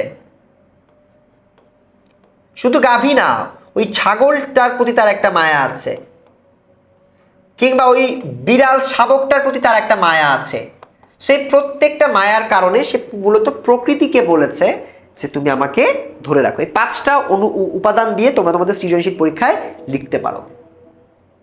তুমি আমাকে যাইতে দিও না মা, শুভার এই কথায় কি প্রকাশ পেয়েছে? আকুলতা। ইয়েস, আকুলতা ইজ দ্য কারেক্ট অ্যান্সার। কপল শব্দের অর্থ কি? গাল। গাল না, নাকি কপাল? কপাল নাকি গাল? কপল শুনে আবার কপাল দাগাও না, এটা হচ্ছে গাল। কপল বেয়ে পানি গড়িয়ে পড়লো বলেছে না, এখান থেকে পানি গড়িয়ে পড়তেছে, তার এটা হচ্ছে কপল। কপল গড়িয়ে পড়তেছে, সেটা হচ্ছে কপল বা গাল। বিপুল নির্বাক প্রকৃতির কাছে শোভা কি পায়? নির্বাক মানে যে প্রকৃতি কথা বলতে পারে না, তার কাছে সে কি পায়? তার কাছে সে পায় মুক্তির আনন্দ। এটা আমরা একটু আগে পড়ছিলাম না যে মুক্তির আনন্দ সে কিসের কাছে পায়? একই প্রশ্ন ঘুরে কিন্তু কুমিল্লা বোর্ডে আসছে, এটা একটু কঠিন করে আসছে, উত্তরগুলো দেখতে একই রকম, বাট উত্তর হচ্ছে মুক্তির আনন্দ। আচ্ছা, শুভা গোসাইদের ছেলে প্রতাপকে আশ্চর্য করার চেষ্টা করতে চাইতো, কারণ নিজের গুরুত্ব প্রকাশের আশায়, নিছক আনন্দ দেওয়ার অভিপ্রায়ে, তার মনে একটু জায়গা করে নেওয়ার লোভে। কোনটা হতে পারে? সবগুলো হবে না, সবগুলো না। উত্তর হচ্ছে 1 ও 3। নিছক আনন্দ সে দিতে চায় না, সে তো নিছক আনন্দ দিতে চায় না। আলহামদুলিল্লাহ। সো এখানে উত্তর হবে হচ্ছে 1 ও 3 হচ্ছে উত্তর। নিজের গুরুত্ব প্রকাশের আশায় এবং তার মনে একটু জায়গা করে নিতে চেয়েছিল, মানে একটু বোঝাতে চেয়েছিল যে আমি রিলেভেন্ট বা আমি আছি, আমি প্রয়োজনে রাখতে পারি। শুভা বিধাতার কাছে অলৌকিক ক্ষমতা প্রার্থনা করত, প্রতাপের মনোযোগ আকর্ষণ করার জন্য, মায়ের বিরক্তি দূর করার জন্য, বাক শক্তি ফিরে পাওয়ার জন্য। এটাও হবে না, এটাও হবে না, এটা হচ্ছে প্রতাপের মনোযোগ। ইয়েস, এটা হচ্ছে কারেক্ট অ্যান্সার। দেখছো আমি নিজে অ্যান্সার করতেছি, মিলে যাচ্ছে। তার মানে আমি যদি এখন এসএসসি পরীক্ষা আবার দেই, আমি আবার ভালো রেজাল্ট করবো। অ্যাটলিস্ট এই গল্পে থেকে আমার কোনো ভুল যাবে না তোমাদের মতো। চলো, বাণীকণ্ঠের পিছনে শত্রু লাগার কারণ কি? বাণীকণ্ঠের সচ্ছল অবস্থা। ইয়েস, কারো কাছে সম্পত্তি বিক্রি করবে না, এটা তো বলে নাই, এটা কোথাও বলে নাই। 2 বেলায় তারা মাছ ভাত খায়। ইয়েস, সচ্ছল মানে তাদের মাছ ভাত খাওয়ার অবস্থা আছে, এই দুইটাই হবে। তার মানে 1 ও 3। কই 1 ও 3? এই হচ্ছে উত্তর, সি হচ্ছে উত্তর। ইয়েস, তার মানে আরো একটা মার্ক আমি পেয়ে গেলাম। চলো পরেরটাই যাই। তুমি আমাকে যাইতে দিও না মা, এই কথার মধ্য দিয়ে শুভার কোন অভিব্যক্তি প্রকাশিত হয়েছে? চিরচেনা জগৎকে আঁকড়ে ধরা, পরিবেশ ও প্রকৃতিতে থাকার ইচ্ছা, মাকে ছেড়ে না যাওয়া। এটা একটু কনফিউজিং, তাই না? এই ধরনের প্রশ্ন একটু কনফিউজিং হয়, বাট আমার মনে হয় এটার উত্তর হবে 1 ও 2। মাকে বলতে আমি একটু আগে বলছি, এই মা হচ্ছে নিজের মা। নিজের মাকে ছেড়ে যাওয়া নিয়ে ওর কোনো কথা নাই। সো 1 আর 2 হচ্ছে কারেক্ট অ্যান্সার। সো আমাদের আজকের ক্লাসটা আমরা এই পর্যন্তই পড়লাম। তোমাদের যে কোনো সাজেশন এবং তোমার যে বর্তমান ব্যাচ তোমরা আছো, এই ব্যাচের যে কোনো প্রয়োজনে তোমরা কমেন্টে একটা লিঙ্ক দেওয়া আছে, ওই লিঙ্কে গিয়ে তোমরা গাইডলাইন পেতে পারো, তোমার পরীক্ষার জন্য সাজেশন পেতে পারো, এবং আমাদের প্রত্যেকটা ক্লাসের বিস্তারিত তোমরা জানতে পারো, এবং যে কোনো প্রয়োজনে কল করতে পারো 16910 এই নাম্বারে। তোমাদের এসএসসি পরীক্ষা অনেক ভালো করে দিতে হবে, বাংলার প্রিপারেশন নিতে হবে 100তে 100। আজকের ক্লাসটাতে আমরা 2টা গল্প পড়ে ফেললাম, প্রত্যুপকার এবং শুভা। আশা করছি এগুলো নিয়ে তোমাদের কোনো প্রশ্ন এবং সমস্যা নেই। পরবর্তী ক্লাসে আবারও দেখা হবে, সেই পর্যন্ত সবাই ভালো থাকবা, সুস্থ থাকবা। আল্লাহ হাফেজ।